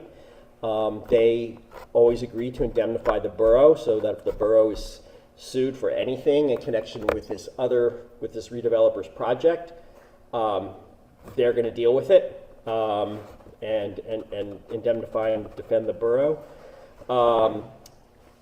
They're not allowed to stop for longer than a short period of time in the middle of a project, so you don't have half-built buildings sitting there. They can't just find someone who says, you take over the project, I'm sick of it, I'm going to sell it to you. The borough has picked this party because they believe that party can perform, signed an agreement with them, so they have to come to the borough and say, for whatever reason, I want to transfer this, and that way the borough can vet who's taking over. Any change in the financial condition of the developer during the course, that creates a potential problem for the project, and they need to know about. They need to tell us about it. Other soft things that the redeveloper has to do: they have to properly supervise the construction. They have to limit impacts on the neighborhood, blocking people's driveways, etc. Pest control. Construction can bring out pests. You don't want them taking over the neighborhood. Bright lights, too much noise, too much exhaust. All those they're agreeing to limit the impact of this construction. For projects that are residential, which these are all residential, or at least principally residential. There are affordable housing requirements, which you'll hear about from one of the other panelists. But just you doing that? Okay. But that's also in the redevelopment agreement. That obligation to build in accordance with the affordable housing requirements of the borough. They have to carry insurance and have the borough named under that insurance. And then, okay, so then there's a default section. What if they don't do what they're supposed to do? They start building something that wasn't agreed to, or they're really, really slow and don't respect the schedule, or they sell the project to someone and don't ask for consent. Borough has remedies. It can terminate the agreement. They can force the redeveloper to do something that they haven't done. Go to court for that. Borough can also seek damages. Last thing I want to mention is the mayor touched on the community benefits.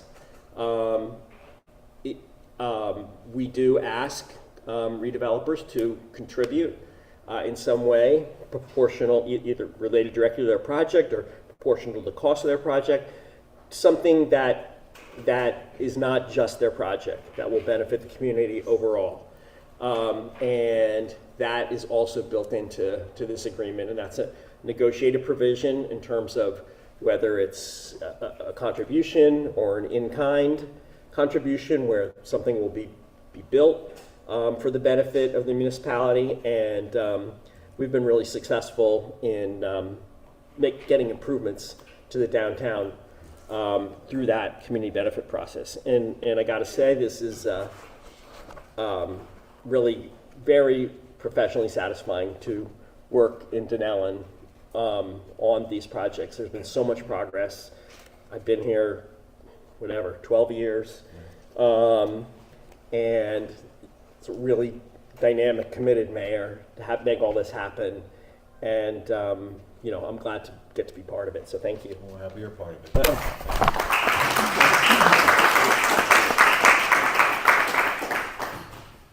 So that's the redevelopment agreement process. And just before we hit the pilots discussion of affordable housing, as Chuck and I had previously said about community benefits are allowed so long as the community benefit is related to the community at large, but directly specific to that project as well. So for example, 526 Metro gave us over $55,000 for improvements to Moorcraft Park. Well, it's a park near the project, it's a benefit to the community, and it's an outside space for their said project. As well as the pedestrian safety traffic stuff that we have going in the downtown. Well, these projects are being built in the downtown, so their contribution to some of these rapid beacon lights and traffic studies that we're doing benefits not just their project, but the community at large. Next up is Jessica Amida. She's a part of MSMB.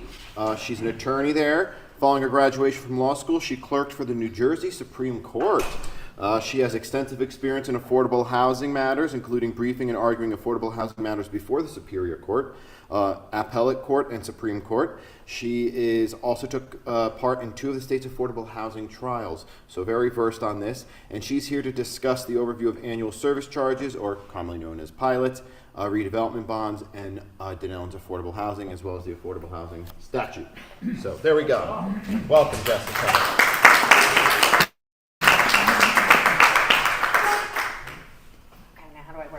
It's down. Down. Got it. Right. Hi, everybody. Thank you for that introduction. So I'm going to talk about financial agreements and how about that? Thank you. Thank you for being my assistant. So we're going to talk a little bit about pilots and redevelopment bonds in New Jersey.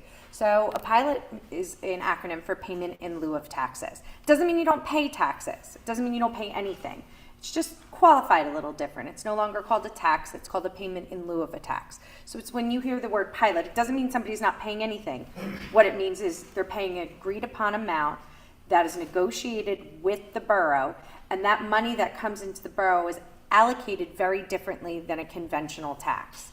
Under a conventional taxing system, all of us know that part of your taxes go to the county, they go to the school boards, they go to the libraries, various different places.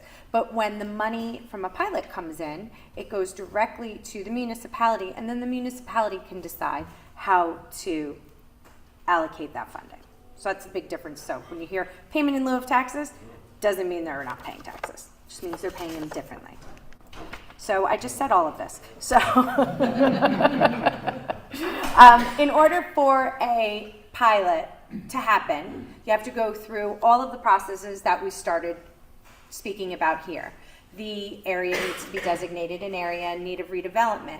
Then we need to engage with a redeveloper. We need to end up in a redevelopment agreement, and then we can talk about a pilot, because in order for you to get a pilot, it has to be an area in need of redevelopment, and you have to be a redeveloper with a redevelopment agreement. So, as I said, the annual service charge replaces the conventional tax on improvements, and in the case of residential projects, it can also replace the conventional tax on land. That's something else different. It differs on the way that the pilot is negotiated, but say you have a $300,000 pilot payment. That also can cover your land taxes. If it's structured that you pay land taxes, you get a credit towards your pilot payment from those land taxes. So your entire payment will still be, say, $300,000, but the land tax credit is taken into account, or it's built in. It could be either way. So how does a pilot work? So the redeveloper will submit an application to the municipality, and that municipality is a soup to nuts type of application. It's not like a paper application to be, it's not a simple application. It's usually about this thick, and it includes everything. It includes your entire pro forma as a builder.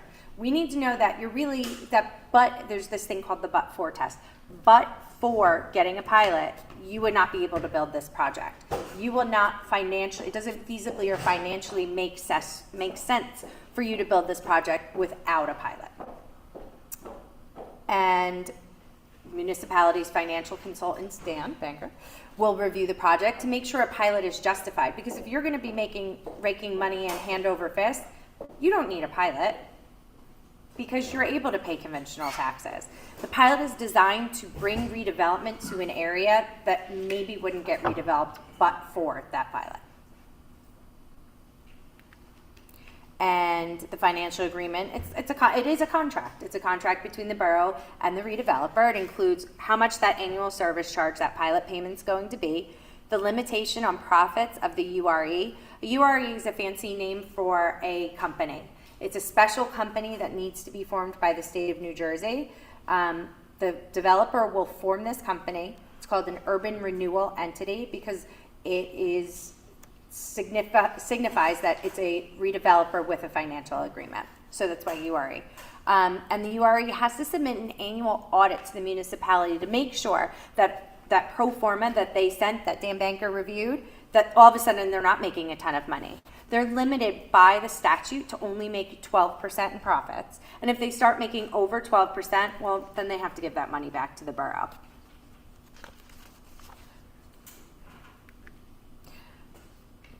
And this is how the annual service charge is paid. So 10% of the annual, so the state statute says at least 10% of the annual gross revenue is paid, or 2% of the total project costs. So if you have a $20 million project, you can structure it so it's 2% of your total project cost, or you could do it on your annual gross revenue, which means if you make $3.7 million a year and you have your pilot payment, well, I'm really not good at math, but your pilot payment will be $370,000 a year on your, so the next year when you submit your audit, say you make $4 $4 million. Well, then your pilot payment's going to be $400,000. So that's how it encourages the redeveloper to make more money, because they want to obviously have better revenue, but it's good for the borough because we also make more money too. 95% of the annual service charge goes directly to the municipality, and then 5% of it goes to the county. So you can see how that's different from like a normal taxing scheme. Not scheme in a bad way, but scheme. A pilot can last for 30 years from completion, or 35 years from the execution of the financial agreement. It can also go up to 50 years if you have a project where you have one that starts and then another that finishes, that it's done in phases. But most are 30 years. Oh, I'm a couple behind. Never mind, I just might as well look at those. So why do you want a pilot? Kind of for all the reasons we talk about. It gives you a very feasible, a financially feasible project. It'll help get that project built, and it'll generate more tax revenue for the borough than a conventional tax. So we're going to talk about the 5-year tax exemption. So this is completely different than a pilot program. A pilot is a 30-year, as we said, it can be anywhere from 30 years to 50 years. It's usually reserved for much larger projects. The 5-year tax exemption is something that homeowners can take advantage of. Say that you want to make improvements on your house or on your business that would otherwise cause your taxes to go up. Well, through the 5-year tax exemption program, you can apply for the tax exemption, and for the first 5 years, it depends on how you structure the agreement, but for the most part, for the first 5 years of that project, you don't have to pay taxes on that part of the project. So if your taxes are $10,000 and whatever improvements you put on your house would make your taxes go up to $12,500, well, you don't have to pay that $2,500 difference, or you'll pay a portion of it depending on how your agreement is structured. So it's a great benefit because it's going to allow you to do improvements to your house and save that money. And in the eyes of the borough, sometimes those are projects that maybe you wouldn't have undertaken because you don't want your taxes to go up. But now you have this beautiful new kitchen, or you've refaced the front of your restaurant. And these are tools that will help beautify a community, help beautify a neighborhood, and it gives you that added bonus of not having to pay those taxes on that for 5 years, or a percentage of it, again, depending on how the agreement's structured. And those only last 5 years, so they're not 30 years, it's just a 5-year tax exemption. So like we said, if a property owner wants to add an addition on the home in the redevelopment area, or upgrade their kitchen, add a new bathroom, they can receive an exemption on the first $25,000 in value added to the home for a period of 5 years. And also, also new structure, so if you're building a new house, and it would depend on what was there before and what the tax base was for the structure that was there before. It's a really great program. So what are the benefits to the borough? Kind of what I said, we are going to get these tax incentives are going to encourage residents to do great things to their properties, remodel, build new projects, and maybe those projects wouldn't have been undertaken without this benefit. And then after 5 years, the borough then collects the entire tax assessment. So, for those 5 years, you get that $2,500 break. Year 6 comes, you'll be paying the full boat on the taxes, and that's a benefit to the borough because, again, maybe somebody wouldn't have undertaken that project but for that tax break, and then at the end of the 5 years, the borough's collecting more money than they would have otherwise. It doesn't have a negative impact on the borough's overall budget because these are taxes that were never collected before, so we would never have realized them but for these projects and these improvement projects. Oh, so now I'm talking about affordable housing. So, as the mayor said, I have extensive background in affordable housing. And the first thing to remember about the affordable housing doctrine is that it's actually a civil rights doctrine. There were a series of cases starting in 1973, the Mount Laurel cases. It was a community where they were sued because they didn't provide a realistic opportunity for people to live in their community. They pretty much zoned the entire town for McMansions. So anybody who couldn't afford a McMansion, well, they didn't get to live there. And that was not right. Not everybody can be a billionaire, but you have no right to tell, Mount Laurel says, you have no right to tell somebody they can't live in your town by excluding them through zoning. So, as we said, black neighborhoods were priced out of their generational homes and to make space for McMansions. So the Supreme Court determined that the poor may not be excluded from the 567 municipalities by zoning ordinance or make it too expensive for them to rent and own in these communities. So the court, through these Mount Laurel, said that everybody in New Jersey, every municipality has to make sure that they have a realistic opportunity for everybody to live there. So there's been a whole bunch of Mount Laurels. The most recent one was Mount Laurel 4, which kind of changed the scope of how disputes were dealt with in the affordable housing world. I'm going to go over it really briefly because it all changed again a couple months ago. So, so Mount Laurel 4 said, well, you know what, the state has failed to do its job in making sure affordable housing is built. So we're going to come up with a system that's going to let towns who have a plan make sure their plan is certified so they don't get sued, and towns that don't have a plan, they could then turn around and get sued because they're not doing what they were supposed to be doing. Dunellen was doing what they were supposed to be doing, and they have all along. So they were one of the first municipalities in Middlesex County to have a plan approved by Fair Share Housing Center, which, by the way, they're the court-appointed intervener. They're like they're the affordable housing police. And Dunellen settled in 2016, and then the court blessed their settlement. So what did that settlement say? Well, Dunellen had an obligation to build 118 units available to very low, and moderate income individuals. I'm going to explain what that means. It doesn't mean probably what a lot of people think it means, but I have a chart, love my charts. So of those 118 units, 60 units were included in two of your bigger inclusionary developments, which was Mill. They were, that took care of a lot of, over 60. And you got some bonus units in there too, because you got, last round, you got bonus units for rentals. And the borough agreed to address the rest of them by putting a mandatory set aside in their redevelopment areas. So what a set aside means is if you're gonna build a project in a redevelopment area, without a doubt, 15% of that project has to be affordable. There's no negotiating that. That is what it is. And it's put in a redevelopment agreement, where's Chuck? I lost Chuck. Which Chuck will memorialize that inside of the redevelopment agreement. You could do more than 15%, and that's certainly appreciated, but in no way, shape, or form, 15% is what you have to do. So this is when everything changed. So the affordable housing is done on a 10-year period. It's a look forward, a look back, but really every 10-year period. You look back to make sure you did what you were supposed to do 10 years ago. If you didn't, you got to catch up, and then you're going to plan for the next 10 years. So Governor Murphy signed into law a new affordable housing regulation in March of this year. And it says the fourth round goes from July of 2025 to June of 2035.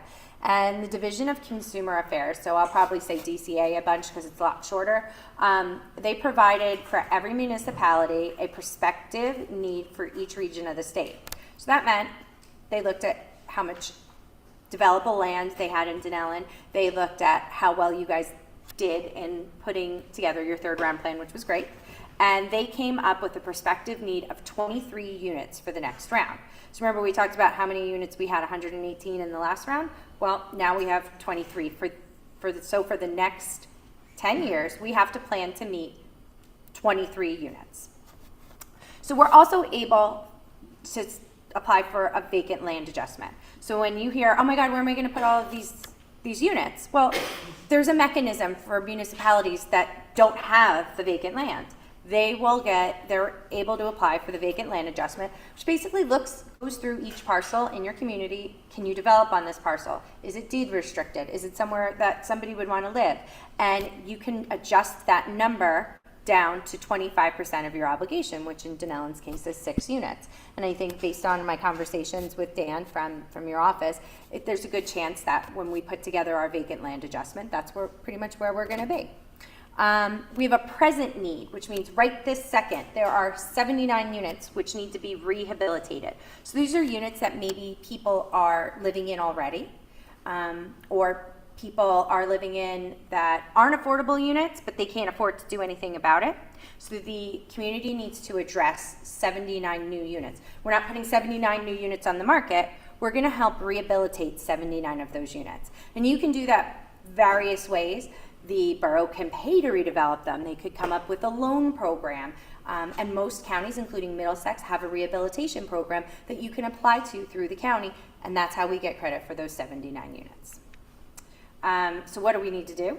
Well, by the end of January, we need to adopt a number of units. So if we go, so that 23 units, we would tell the world, either we agree with your 23 units or we want a lower number.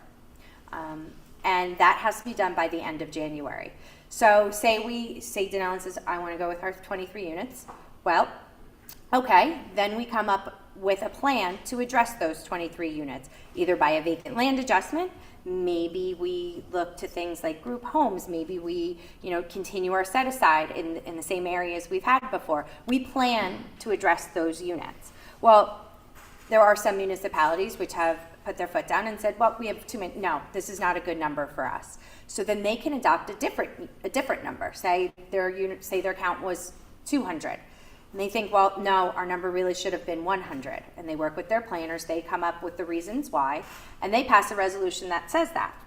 Well, anybody can come in to the municipality and say, I object. And there is a built-in process for you to object to a municipality that doesn't adopt the DCA number. Now, somebody could come in if you adopt the DCA number and say, no, that's not right, it should be higher. But you have plausible deniability at that time. You're adopting the DCA's number. It's not, it's a lot harder for an objector to win over the special masters if you're adopting the number that DCA gave to you. It's complicated, so I'm just trying to, you ask questions at the end, sorry. So once we get our number established, nobody's objected, well then we work with Fran and Dan to come up with our plan about how we're gonna do that. That plan then has to be adopted by the end of June. It's called a Housing Element and Fair Share Plan. It'll also address what we call the Affordable Housing Trust Fund. And the monies in the Affordable Housing Trust Fund can also help do things like rehabilitate units or purchase development or pay for all of the professionals that have to come up with all of these plans.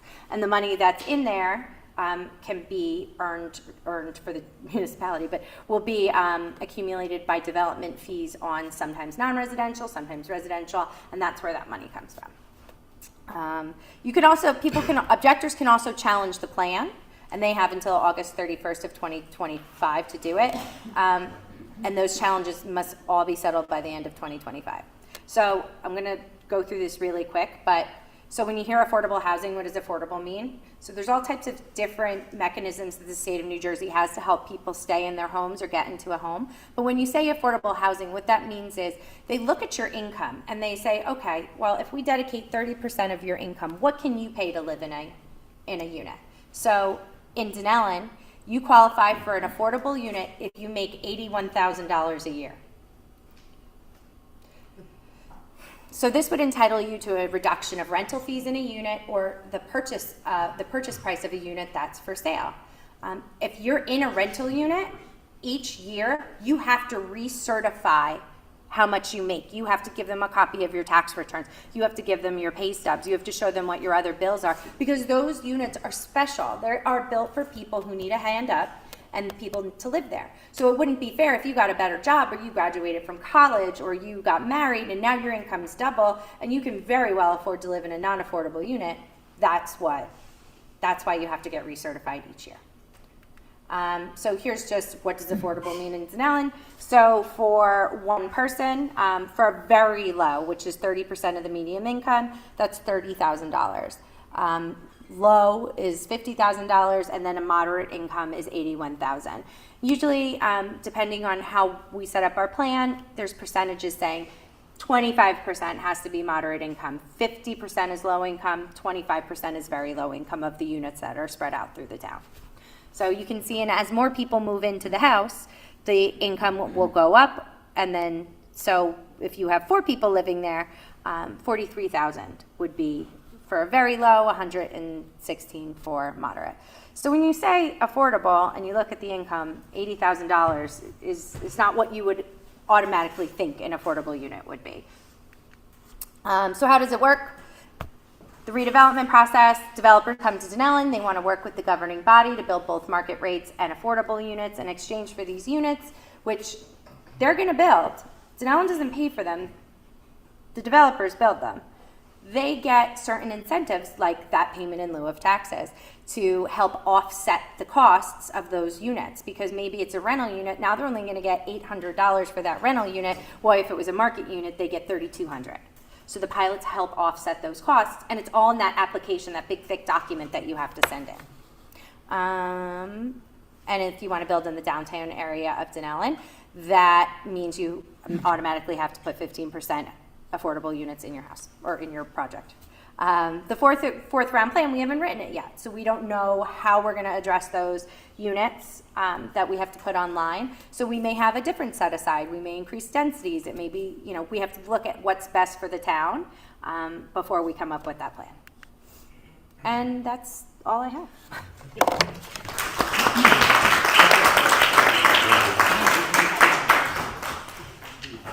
Okay. Next up, we have Daniel Banker from Dunellen's Financial Advisors, NW Financial. He's a managing director there. He has a bachelor's degree in business administration with a concentration in finance from North Carolina State University. He's worked personally with multiple municipalities, over 150 redevelopment projects, several of which are in Dunellen, and he's pretty good at what he does. So he's going to talk to you about financial analysis of new developments in resident and student children impact. Key point to make is all these individuals up here are the borough's representatives. They're our professionals. So when we go before developers, they're representing the borough and the town's interests. So Daniel, thank you. Thank you for that introduction, Mayor. Good evening, everyone. My name is Daniel Banker.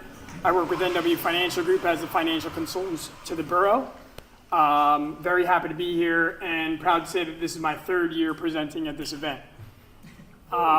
Tonight, the first part of my presentation is going to go through what a typical financial analysis for a redevelopment project looks like.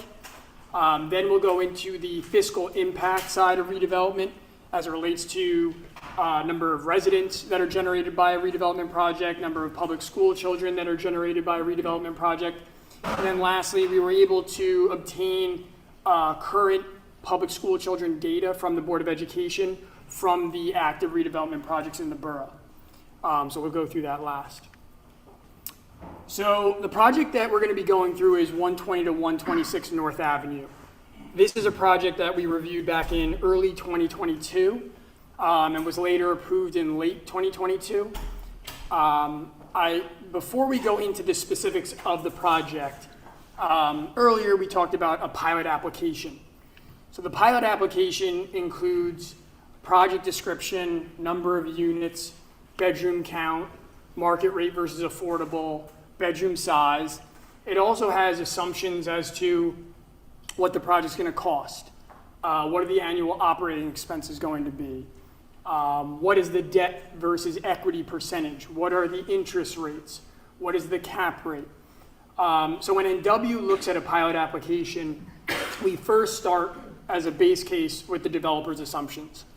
We then look at the current market conditions and make any necessary adjustments to the developer's assumptions.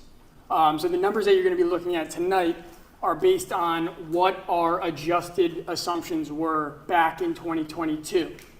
Obviously, a lot has changed in the market since then, some positive, some negative.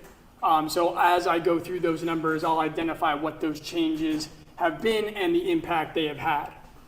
So this project, 33 total units, 28 market rate, 5 affordable, approximately 2,000 square feet of commercial space, 35 structured parking spaces, and at the time, it was estimated the project would cost $8.2 million.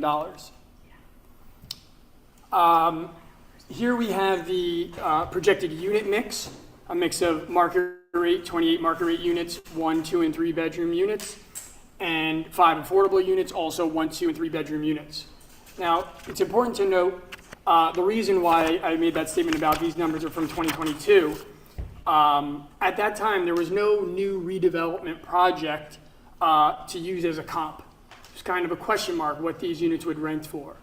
Now we have the Nell, which was built and came online early in 2023.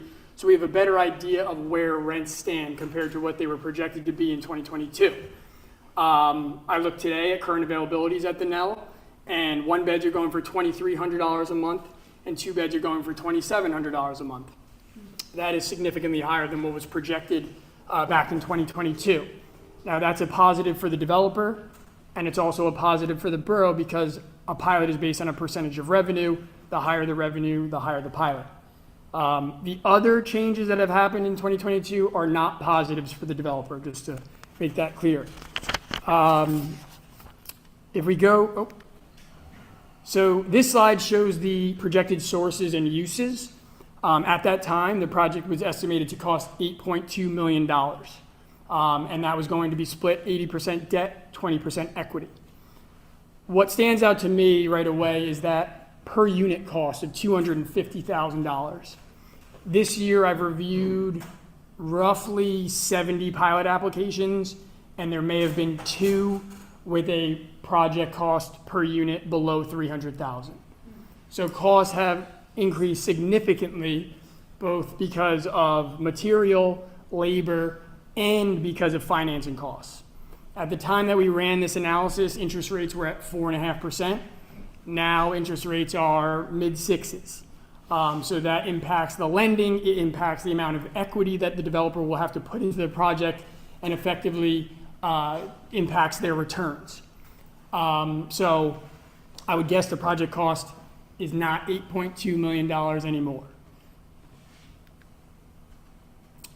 This is a summary of the negotiated pilot. So the way it works is this becomes a negotiation between the borough and the developer. The developer, as part of the pilot application, there is a pilot request that has a certain term, typically 30 years, and that has a percentage of gross revenue, typically 10%, because that's the minimum. We then, NW, look at the analysis, and we'll go into the economics that we look at and the metrics that we look at, and there is a negotiation to get to an agreement on the pilot terms. In this case, they started at 10% for 30 years. When looking at the economics, the negotiated terms were 10% for the first 15 years, and then the percentage increased to 12% for the final 15 years. Currently, that number I updated for today's data, the lots currently generate about $40,000, of which the borough share is roughly 25%. So the borough share of conventional taxes on the lot as it stands now is about $11,000. Under the pilot, the negotiated pilot, at the time, and again, the rents were much lower. When the rents are higher, this projection will be higher. But at the time, once the building is stabilized, because the pilot is based on actual revenue received, it's going to take some time for the building to lease up all the units. Once the building is stabilized, which we assume is 95% occupied, the estimated pilot at that time was about $75,000, of which the borough receives 95%, plus a 2% admin fee, so the borough share was estimated to be $73,000. Also, as part of the negotiation, it was brought up about a community benefit payment as part of the agreement. In this case, the developer is obligated to make a $50,000 community benefit payment that will be used towards pedestrian safety in the form of a pedestrian light crossing in downtown Dunellen. Okay, so what you're looking at here is a comparison between the developer's returns under a conventional tax scenario and the developer's returns under a pilot scenario. As it's been mentioned prior, in order to consider a pilot of any kind, you first have to look at the project under a conventional tax scenario and determine if the project is financially feasible. If it's financially feasible under conventional taxes, we will not recommend a pilot. So to do that, we take our adjusted assumptions on revenues, expenses, costs. We work directly with the tax assessor to get an idea of where conventional taxes would be for that completed project. And we get a sense of what the operating income, what's the cash flow of the project.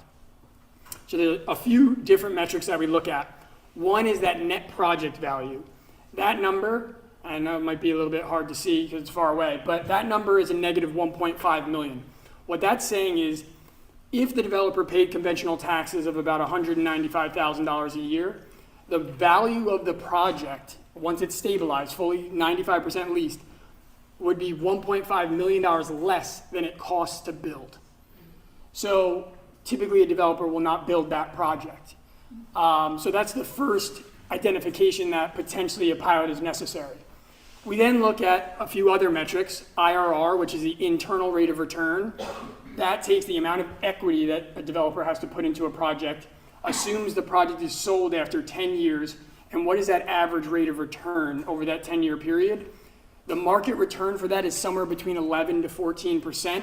As you can see under conventional taxes, that number is 2.25, well below the typical range. Next, we look at yield on cost. That's a number that takes the NOI of the project and divides it by the total project cost. Typical range in the market, 6 to 7%. These days it's lower, it's low sixes. Here you have it 4.5%. And lastly, probably the most important metric that lenders use to determine if a project and a developer is financially capable of paying back a construction loan or a permanent loan is the debt service coverage ratio. That is the dollar amount that's available from the project in order to pay off the loan. Banks these days, lenders these days, will not loan to under 1.2 coverage, meaning you have to have 120% of the amount of debt service annually. So in this case, that 0.92, that means they can't even pay the debt service on the loan, because that 1-to-1 ratio would mean they'd be left with zero. So because of all of those metrics, that confirms that a pilot of some kind is necessary for this project to move forward. So then on the right, the only thing that's changing on the upper half of that table is the property tax line item. You'll see it goes from $195,000 to $76,000. That in turn increases the value. So now you have a positive net project value. You have an IRR of about 12.5%, which is right in that middle range, target range. You have a yield on cost still below the 6 to 7% target range, and you have a debt service coverage ratio of 1.2. So this is a project that could move forward. A lot of numbers here, but what this is basically showing is a 30-year projection of the pilot and the borough's share. So based on the rents assumed back in 2022, over the 30-year period, the gross pilot would be about $3.5 million, of which the borough would receive about 3.4. Here you have a comparison of the existing taxes generated by the site as it stands today compared to the pilot. If the site remained as is for the next 30 years, the borough would receive $440,000 over that 30-year term. Under the negotiated pilot, borough's share will be about $3.4 million, so it's about a $3 million increase, and that number just will go up if rents are higher than the projections. So now we get into the resident and school children impact. So as part of this, we need to, now that we've identified the revenue that will be generated by the project through pilot, we now need to look at what is that project going to cost. And that is mainly dependent on the number of new residents that are generated and the number of new public school children. So our analysis uses a report that was published by David Lissigan, who's here, of the Blaustein School, known as Who Lives in New Jersey Housing. That report was originally written in 2006 and then was more recently updated in November of 2018.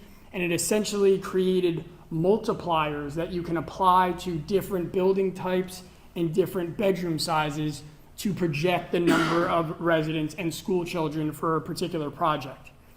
So if we take a look, this is the breakdown of 126 North Avenue. Of the 33 units, using those multipliers, it's projected to generate 69 new residents. And across the market rate and affordable units, it's projected to generate approximately 7 public school children. If you compare that to the current population, it's a little less than 1% increase. And if you compare that to the actual enrollment, that number was provided to me 2 days ago by the Board of Ed, that 1,406, or yesterday maybe, yesterday. And that would be about 0.5% increase to current enrollment. Now that we've identified the number of new residents and the number of new school children, we then have to apply an assumed cost of those residents and school children. The Division of Local Government Services created what they call the PFAF model, the Pilot Financial Agreement Forecast Model, where they take certain line items from the municipal budget and apply a percentage that increases or decreases based on fluctuation of population. So you'll see there's about 10 line items from the budget. When you apply those percentages, you get a resident portion of the budget. You divide that number by the population, and you get a per resident cost. So that per resident cost is $144. We then get into the public school children costs. So what you're seeing here is over the years since 2021, 2022 calendar year, through the proposed budget of the 2024-2025 school year, you can see that the total budgetary comparative per pupil has increased pretty significantly from $14,500 to almost $21,000 per child. For purposes of our analysis, we use the sum of the classroom instruction, which is $11,000, plus the total operations and maintenance of the plant of $2,600. We believe that there are a number of fixed line items that don't necessarily change for every public school children that enters the school district. So as a starting point, our public school children cost is $13,600. We then look at the breakout of the revenues and how much comes from local, how much comes from state, federal, other. So of the $35.2 million in revenue, 38% comes from local sources. The rest comes from state, federal, and other sources. We apply that 38% to that total cost per student that I spoke of on the last slide to get a net cost per student of about $5,200. We then apply those costs to the projections, and you get a total estimated cost for 126 North of $46,000. You compare that cost to the borough share of the pilot revenue that's expected, again, which was about $73,000 in year 2 when it's stabilized. Net out the total cost of $46,000, you have a net benefit projection of about $27,000 a year. And obviously that number increases as rents increase and as the pilot goes from 10% to 12%. So that's all on that particular project. Now we're going to go into the projections across all of the redevelopment projects. So here you're looking at 10 redevelopment projects, I believe 4 of which are active. The rest are either under construction or to be completed. So across these 10 redevelopment projects, they make up 606 total units. And based on the multipliers, it is estimated that these will generate 111 public school children. We then were able to get the actual public school children data from these 4 redevelopments. So on the top, you're looking at the actual enrollment since 2016, which started at 1,190 students, up until yesterday, where we're at 1,406 students. What you'll see on the bottom is the projections versus the actuals. So the crossings, which is the for sale component of the art color project, they received their first TCO in October of 2022. That project, based on the multipliers, was estimated to have 33 public school children. At this point, all units have sold and some have already resold. And as of December 10th, there were 13 students coming out of those 130 townhomes. So significantly below what the projections estimated. You then look at Dunellen, which came online in March of 23, and how accurate that number is compared to the projection is incredible. But the projection was for 27 and a half students, and the actual was 28. So nicely done, David. So 150 North Avenue, which came online earlier this year, was projected to have 3.6. They have 5.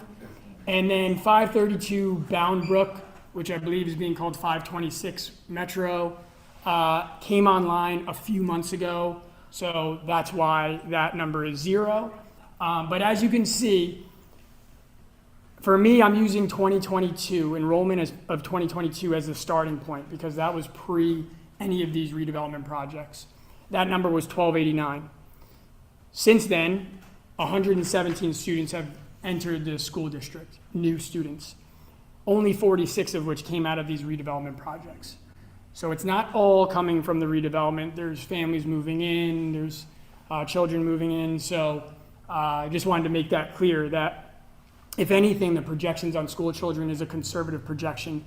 As you can see, we're 27 or 28 students below what the projections estimated. And this last slide is the total investment, which is approximately 170 million. That number obviously goes up as actual project costs come in, as stated earlier. And I'll finish with this. I've been working at NW for almost 7 years now. And when I first came into NW, art color had already been negotiated, but I got involved. I saw the plans, I saw the application. And since then I've been reviewing several other pilot applications, and it's really exciting for me to see these projects go from paper and numbers to real life, tangible, successful projects. So I know there's a number of other redevelopment projects that have not come online yet, but I'm excited to see all those projects come online and be successful. So thank you very much.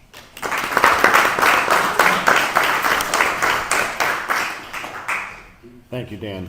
Before we get to the Blaustein School, I think it's also important to note that with the school age impact, as we negotiate these agreements and we understand the unit count with the school age children that might come from these projects, as we agree upon these projects through the redevelopment agreement and they get approved at planning board and through the council, we then give those numbers to the school district, the superintendent and business administrator, so they're prepared in their analysis of overall school age impact, not just from redevelopment, but the general population increase. So this way, it's a good effort and communication between both the town and the school district on projecting these numbers, and then usually quarterly we have a check-in point about what the actual numbers are, and you saw those actual numbers tonight. So we're not doing this blindly without the good relationship of the school district and the town. We're working hand in hand with one another on this.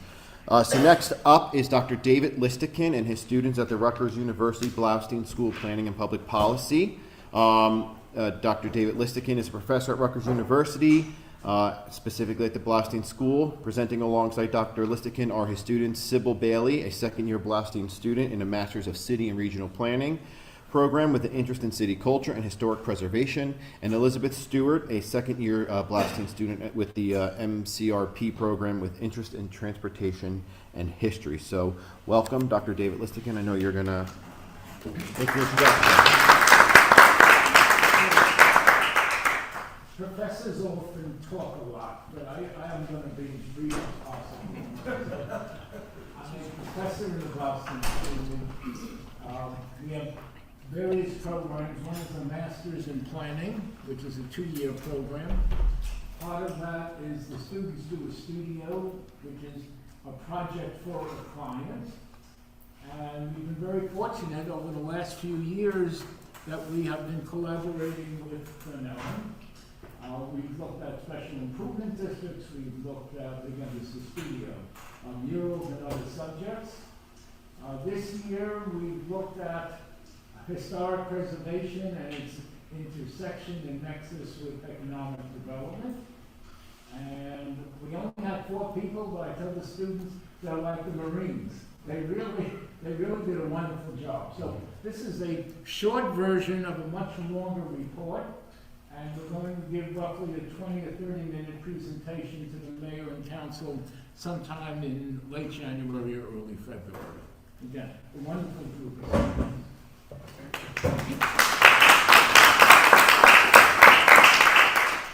Well, as the professor said, we'll be going over a presentation about synthesizing historic cultural preservation and economic opportunities, specifically from the perspective of Dunellen. over the importance of historic preservation itself and its support of economic development. So there are multiple dimensions to historic preservation involving safeguarding historic, cultural, and aesthetic resources to ensure they remain vibrant assets for communities, offering benefits such as job creations, downtown revitalizations, property value enhancements, and cultural tourism and access to tax incentives. So, for historic preservation drives economic growth by creating new jobs, businesses, and substantial financial returns, with over $101.58 billion invested since 1980, yielding nearly 750,000 jobs and 168,000 businesses. In 2022 alone, which the second graph on the right shows, nearly $6.25 billion was invested, resulting in over 29,000 jobs, 7,600 businesses, and a $24.07 return per dollar spent. Economic benefits from the federal historic tax credit. So since 1977, $199.1 billion in federal historic tax credits investments have created 3 million jobs and $428.4 billion in output. In 2022, $8 billion in investment created 135,000 jobs and $15 billion in output. Next, I'll go over these tax credits to support historic preservation. So these are the preservation programs that we looked into. The historic tax credit, there's both a federal aspect, and the federal historic tax credit, and a state historic tax credit. The following programs can be used to support historic properties and can be combined with the HTCs, but they can also stand individually. These include the low-income housing tax credit, known as LIHTC, new markets tax credits, and opportunity zones. We'll be looking more into some historic tax credits in this section. So the federal historic tax credit offers a 20% credit for the rehabilitation of historic buildings requiring substantial rehabilitation costs, but also including adherence to historic character standards and tax benefits. And then the state historic tax credit. So 40 states across the country have enacted this. New Jersey joined them in 2022 and now offers the New Jersey State Historic Tax Credit. The program itself is a $50 million competitive incentive for rehabilitation of historic income-producing properties in New Jersey. It is quite a more generous program than other states may offer, with 45, 50, or 60% of eligible costs for a project to be issued through tax credits, depending on the nature of the project locations, and other factors. One example that we found of a project that used this sort of federal and state combination of tax credits. This one is in South Carolina, but we thought it gave a resemblance to a sort of Dunellen type downtown. This is Ziegler's Drugstore and Allen's Hall. And then additionally, we found another example in Louisiana where they combined the use of both the low-income housing tax credit, LIHTC, and the federal and state in Louisiana tax credits to revitalize this former elementary school, Huma Elementary, into a apartment complex. This graph shows the use of the federal historic tax credit throughout New Jersey. As of 2023, there was 195 uses of it across the state, spanning urban to suburban municipalities. And this is an example here in New Jersey of the application of the federal historic tax credit. This one was in Newark, the Hain Building, where they used this along with other subsidies to adaptively reutilize this building. This was it beforehand, and here on the next slide we have what it was created into afterwards. So they were able to preserve and revitalize the structure and character of the building. Additionally, here's another example we found of the use of the New Jersey State Historical Tax Credit for the adaptive reuse of an Atlantic City office building into a residential conversion. This was able to create 56 units and was aided by $8 million in New Jersey State Historical Tax Credits. I'll turn over to... Okay. So next we're going to talk about historic preservation and special improvement districts. So first we have the Main Streets program, which is a program that allows municipalities to renovate their main streets. So in New Jersey, there's 25 Main Streets programs, and 18 of those programs were established after 2000. And 16 of them coexist with business improvement districts or special improvement districts. We decided to use a municipality that kind of is similar to Dunellen, which is Metuchen. And then the next slide is a little bit more about SID and preservation. Yeah. And then Main Street District Market Value Change over time in Metuchen. They have the Metuchen Downtown Alliance, which was established in 2016. And the market value of all downtown district parcels was $129 million in 2022. And this has been a 103% increase in value in 6 years. So there's a lot of successes coming from SIDs, bids, and yeah. So from this we have 144 new jobs, 104 buildings that have been rehabilitated, 168 million in reinvestment, 387 new downtown apartments, and vacancy rates have decreased significantly. Next, we did a deep dive on historic preservation in Dunellen. So we looked at some maps, postcards, Sanborn maps, and also oral histories as an opportunity for historic preservation. So this is a historic map of Dunellen from 1868, which we thought gave some good historical context of the community. This is the evolution of the art color printing factory. In the top left, we see the printing factory in the past, and then on the right we see it kind of in a transitionary period where it was in not so good condition, and then in the bottom is what is there today. And then we looked at some historic postcards. So on the left is the Dunellen train station in the past, and this is what we see now, kind of sad with the big parking lot, but that's kind of the times we live in.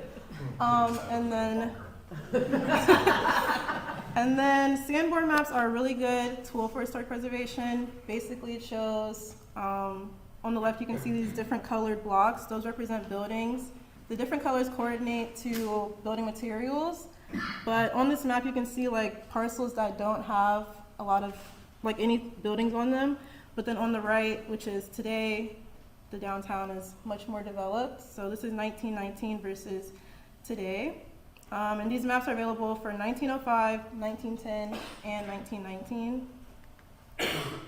This is Columbia Park and also the high school. And as you can see, there's a lot of empty parcels. And today, the whole neighborhood is filled out. So next we're going to talk about oral histories. These are a resource for preserving history. They're a primary source, and they're collected from local residents. They help preserve the spoken history and culture. They're a snapshot in time, and they often involve an interviewer and a narrator speaking about a selected topic. And we found that a lot of communities will use school children, and they'll interview senior residents. So it's an opportunity for children and seniors to connect. So a lot of different municipalities have taken advantage of this, which they're listed here. So Rutgers University actually houses an oral history archive. The program was started in 1994, and it currently holds about 1,200 oral histories. And the ROA has offered to supervise or conduct oral histories in Dunellen. So that's an opportunity for some historic preservation in the community.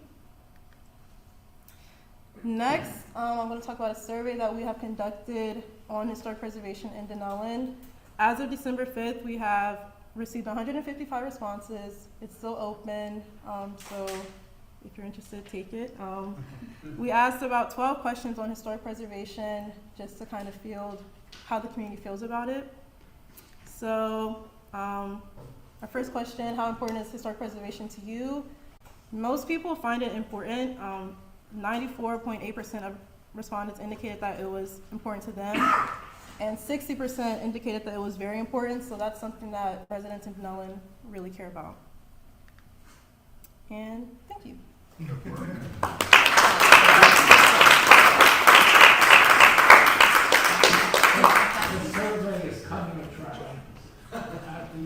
presentation to the mayor and council, and then we give the full result.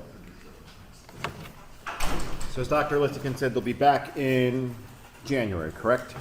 Yes, A full presentation to the mayor and council. And I think it's great because as we look towards revitalizing the downtown and other areas of town, we want to make sure that we have historic preservation in mind. I think working with the Blaustein School on this case study and as well as other studies have been great because as Dr. Listican has noted in the past, that we actually use these studies to actually implement policy. So it'll be great. So thank you for your presentation. And not only that, I think it's great that the students get to come and present amongst professionals because 10, 15, 20, some 30 years will be sitting in the seats where you're at now in these professions. Chuck might be 40, so. never available to be hired. Yes, right afterwards, and it's good networking for you as well. So, but it's great because they're going to be the future and in the field, and maybe one day a mayor doing urban planning, right? Next up, speaking of the future, we're going to now head towards the future of Dunellen, and part of that's going to be what the Dunellen Downtown Management Organization is, and the future of that. Our Director of Community Development now is being hired, and then going into the Special Improvement District Assessment. So for the Dunellen Downtown Management Organization, we're going to introduce Peg Lockwood, one of our great volunteers, and actually will be Volunteer of the Year awarded on January 1st. She's the chair and acting chair of the Dunellen Downtown Management Organization, commonly known as DDMO, since its inception in 2012, a vital part of why we also got Transit Village. She's the owner of both the Art Annex and Maggie Murray's here, so she's a business owner. And she's served on the Dunellen Arts Inclusion and Culture Commission since its inception on various roles, including treasurer and secretary. She's responsible for submission of several grants, grant support letters, and music in the park, along many of her volunteer peers. As we noted, Heidi is here tonight as well. And she will also be making the introduction of Derek White, our Director of Community Development. So welcome, Peg. Thank you. Where's the, Clicker. Did I steal it from you? Right here. That's it. Okay. All right. Okay. Please bear with me tonight. My voice is a little out. In August of 2012, Dunellen was designated a New Jersey Transit Village. At that time, we also put together the Dunellen Downtown Management Organization. It's a volunteer group. It's comprised of one member from the planning board, one member from the Historic Society, 3 residents, 3 business owners, and council liaisons. This has been in place since 2012, and what our focus really is to improve the economy, the appearance, and the image of downtown. So some of the things that we do are the benches, the baskets, the hanging flowers, just in terms of the aesthetics. And then the next slide actually is to just show you some of the members that are on here. Oh, I missed it. There. So we have a number of the founding members that are here tonight. Ken Bundadistel was one of the founding members. Heidi as well. Adam was here earlier. So, and Heidi is still on the commission today. So we have, in addition to that, the council members are Teresa Albertson, who's not here tonight, and Chris Soul are the 2 council members. Our liaison to the organization is going to be Derek, and he was just hired by the organization, by Dunellen, and he will be our liaison for DDMO going forward. I wanted to just go through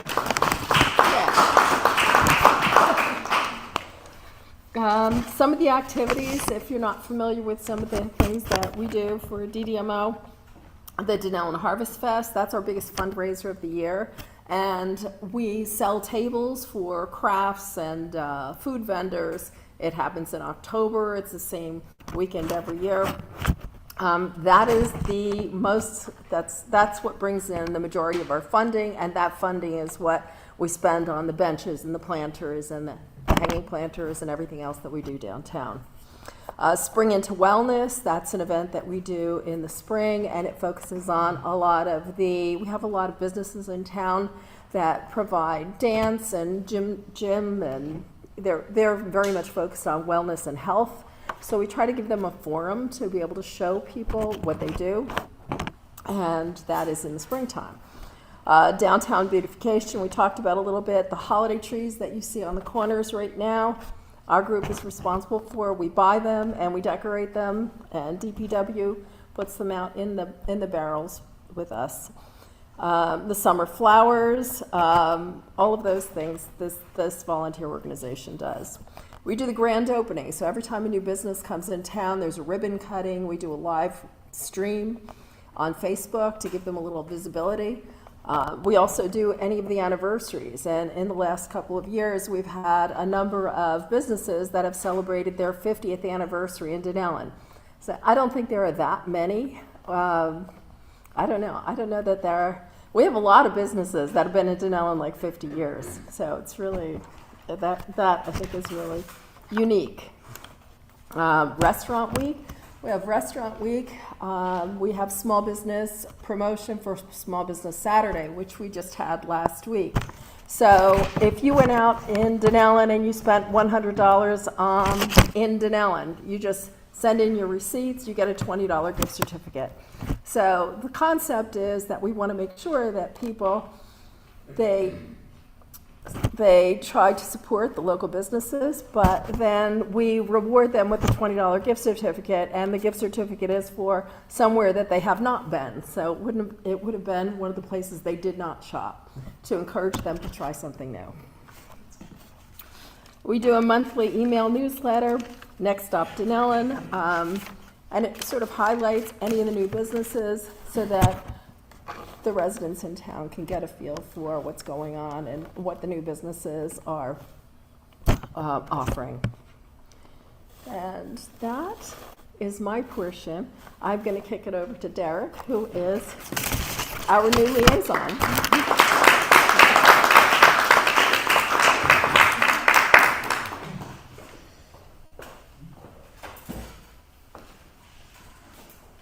Good evening, everyone. Thanks for coming out tonight. I know the weather wasn't ideal, but a lot of great information here.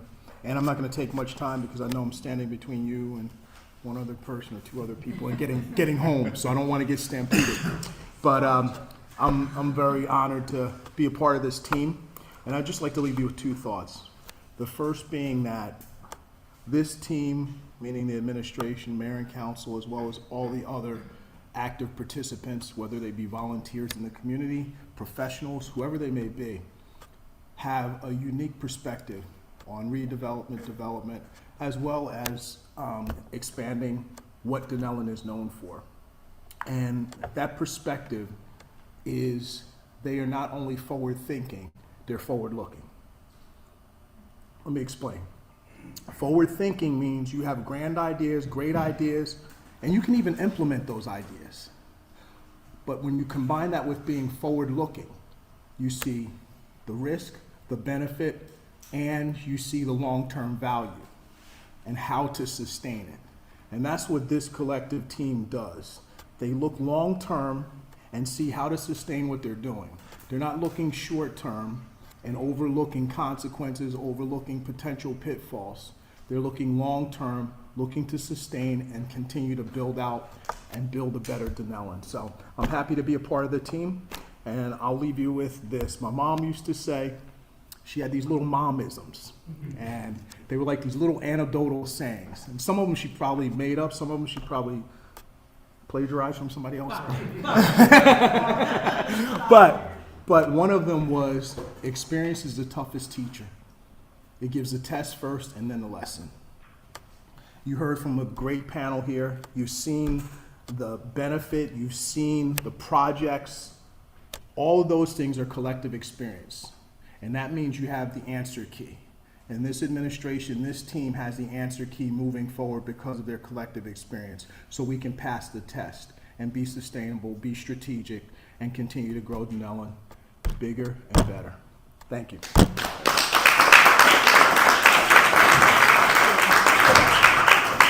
Thank you, Derek. And I think I'll add, as we try to look forward, it's also, we've been saying, respecting our past and engaging the future. So it's, as we're looking forward, we also want to make sure the rich traditions of Dunellen are maintained.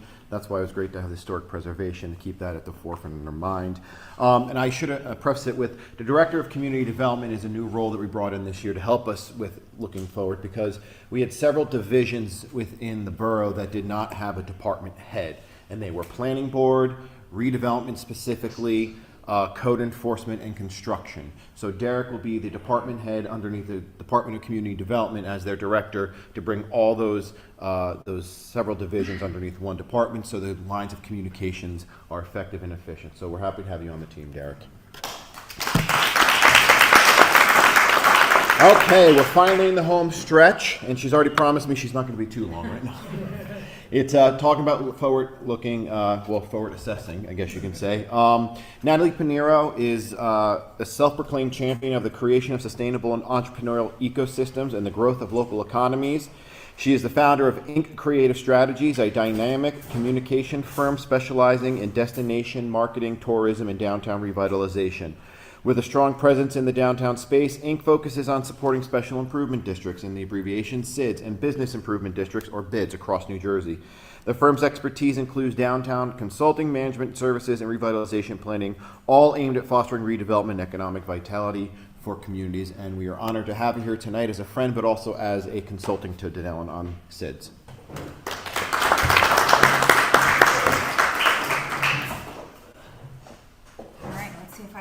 This up. So Derek already stole my opening line, so I'm not going to say I'm standing between you and your families. But I will say my momism is that it's past my bedtime, so I'm going to try and make this fast. Good evening, everyone. As the mayor mentioned, my name is Natalie Pinero. Thank you, Mayor, for inviting me to speak today. Again, I'm the founder of Inc. Creative Strategies. We're in the business of revitalization. And I say that because I know we're at a redevelopment town hall, but redevelopment is just one tool, right, in revitalization strategies. And so is a special improvement district. So with the movement away from suburban sprawl and people really looking to, move closer to downtowns and city centers, greater support is needed for our downtown communities. And so it's an honor to share the progress that we've made with what we've dubbed the Discover Downtown Dunellen initiative, which focuses on examining whether a special improvement district is a feasible strategy to support and revitalize our downtown area. So let's dive into the journey thus far. So, this initiative was born out of a desire to create greater momentum for a more vibrant downtown Dunellen.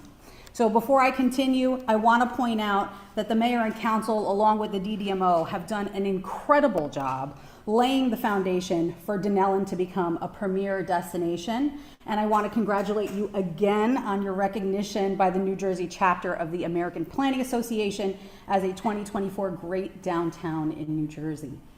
So now back to our special initiative. To break it down, how many of you guys, by show of hands, know what a special improvement district is? The students, I know, great.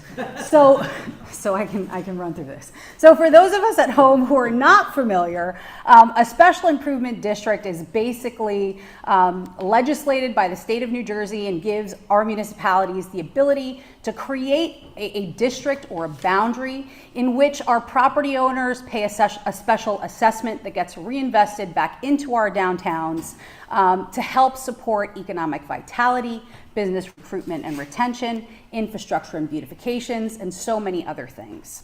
The really interesting thing here is that these funds can't just be absorbed into the municipality's general budget. They have to go to a district management corporation that then reinvests those funds. So it really is a guarantee that our downtowns are really going to see the funding and support that they need to continue to thrive. So today I'm going to walk you through what we've done so far, what the next steps are, and how we're going to get there. So We have some key milestones that we achieved. So we started in July with an internal kickoff meeting to map out our goals and create a strategic plan as to how we were going to move forward. This included identifying challenges and opportunities, as well as building a timeline to keep us on track.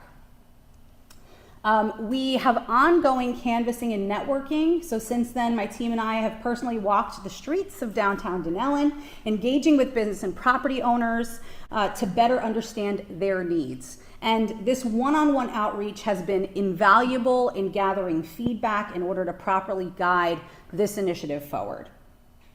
So we held our first stakeholder meeting October 30th, and it was a great success. And while we know that our canvassing and our one-on-one interactions with business owners and property owners were certainly encouraging, I definitely have to credit Peg for her outreach, for personally reaching out to stakeholders and inviting them to participate. During the meeting, we used live participatory tools like Mentimeter to gauge feedback about, what we think about the state of our current downtown, what we want to see to make it better, and what challenges as business owners and property owners we might experience.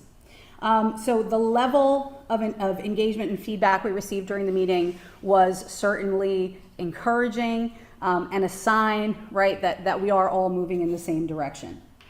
The other milestone that I want to point out is the establishment of our Discover Downtown Dunellen website.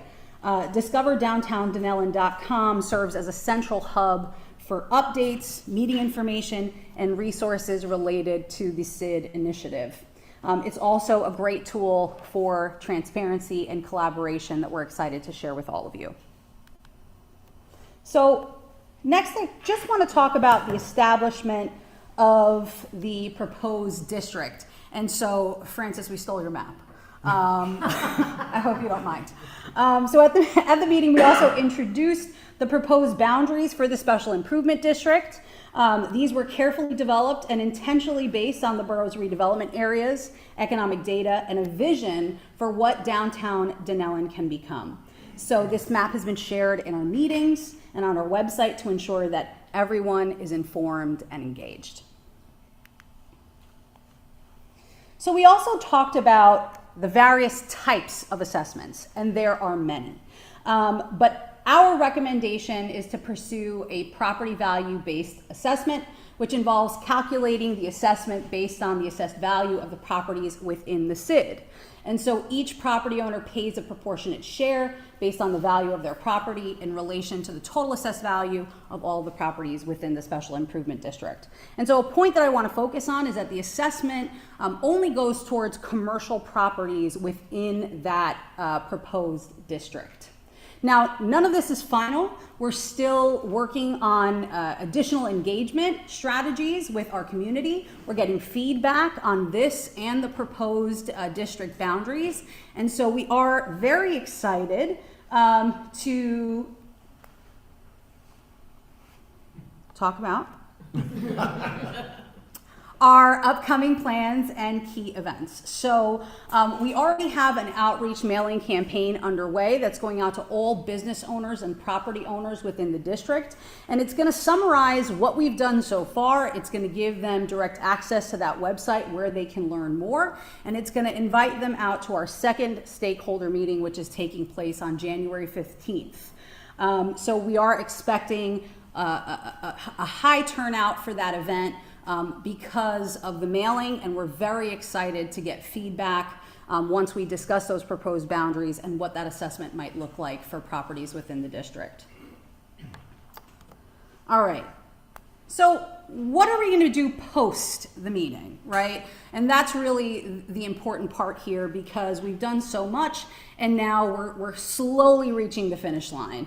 So our goal is, after that second stakeholder meeting, to launch a survey to gauge stakeholder sentiment and gather final data sets from our stakeholders.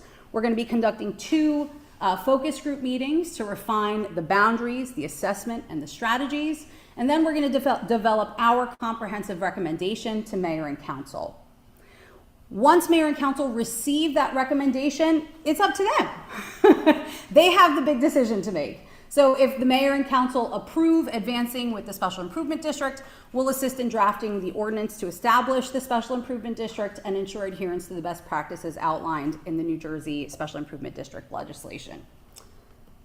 So we encourage you to scan this QR code, visit our website, discoverdowntowndunellen.com. Join us on January 15th for our stakeholder meeting. It's going to be right here at 7 p.m. so that you can learn more and you can give us your feedback. So thank you so much. And with that, I will let you get back to your family.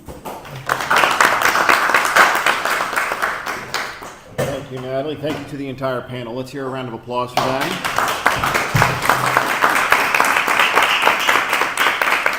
Also, before we get to Q&A, I just want to say thank you to Ryan and Billy, our communications and IT team, for doing what you did tonight. Thank you. Okay, so what we'll do at this point, we'll give it about maybe 10-15 minutes, is open the floor to questions for anybody that's in the room or that is online that wants to ask questions. We just, kindly state your name and we'll try to address them as best as we can. Anybody in the room? Yes. Ken bought in this door. I just have a question. Wonderful. I'm all in favor of redevelopment.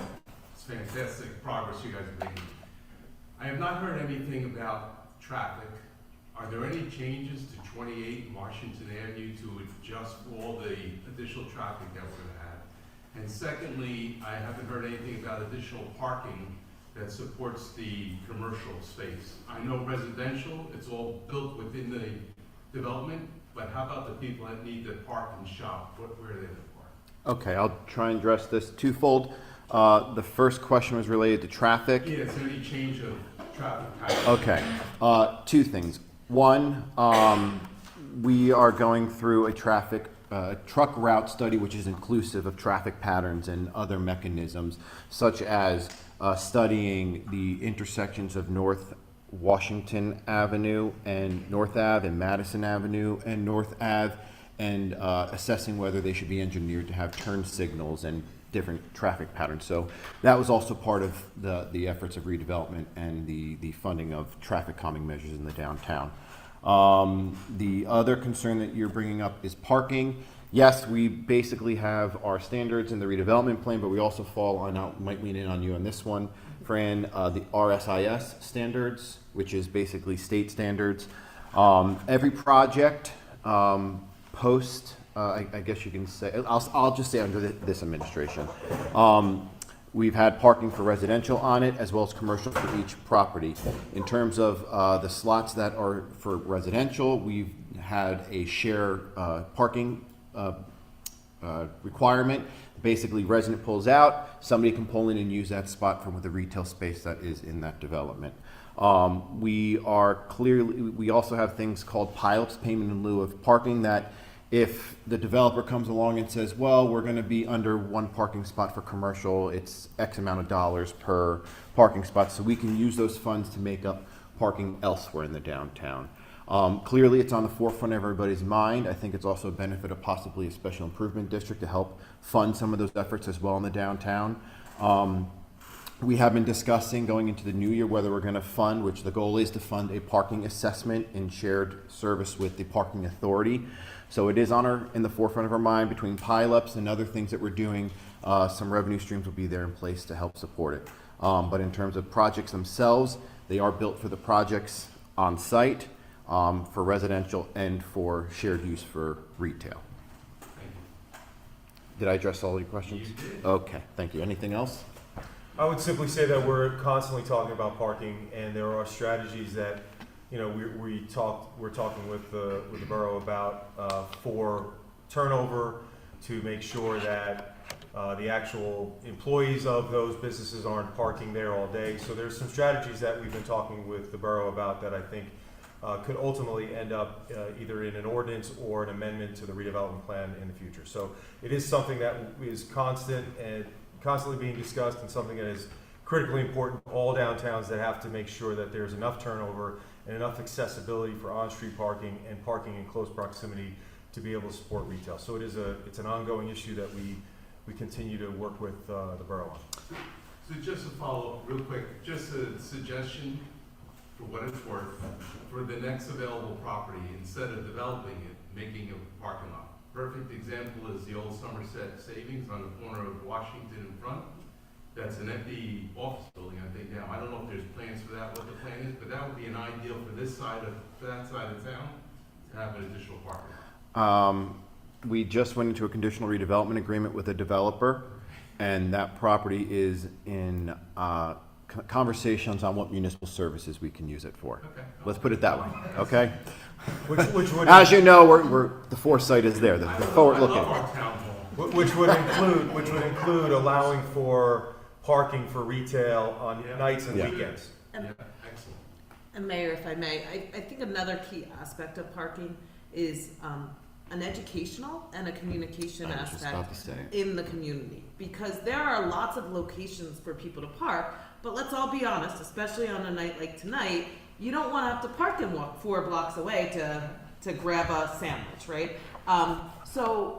And also, some people might not know, oh, I can park here, and I don't mind, especially on a beautiful spring day in New Jersey, I don't mind walking 4 blocks. So part of it is going to take a community effort to share where those parking opportunities are. Signage would help. Yeah, and actually, I was just about to address that, Mr. Bawden Distelin. Thank you, Sharon. It's exactly education, a campaign around it. We have a big asset on the south side of the train station, and it is a municipal lot that after 5 p.m. is not it's free parking. So you can park there on the evening, you can park there on a weekend. In terms of education and signage, we received a $226,000 grant from the state for wayfinding, which basically we just did all the approvals, we did the bidding, we're going to award it, and hopefully next year it's going to be done. Basically says this is where your public parking spots are, this is where your library is, this is where your municipal hall is. And actually 2 locations, there'll be a nice one, talk about historical preservation. There'll be 2 in the center of town on both sides, I believe, right, that have the history of Dunellen. So you can walk up and read the history. So we'll be working with DDMO and the Historical Society about that. You can walk up, hit the QR code and a map and listing of all the businesses in the downtown that can continue to be rotated will be there. It's gonna be great. So I think wayfinding, and the key point I'll make is you drive to Somerville, you drive to Westfield, you park in one of their big municipal lots, you're walking how many blocks to go to where you got to go. Yeah, exactly. So, exactly, it does. So it's there. You might walk past a business and, oh, maybe I'll go in and see what they have there because you walk past it. Now working with NJ Transit, we've been able to improve all the lighting underneath all the trestles. They're getting painted. We have 2 out of the 3 trestles going to have murals in it soon. So the connection between the south side and north side, it's going to be a transformation. So, Mayor, if I may. Yes. So in my former life, I was the Vice President of Strategic Partnerships for the New Jersey Redevelopment Authority, and I also work on the administrative side of downtown New Jersey. And I think that parking is an issue that we see across the state.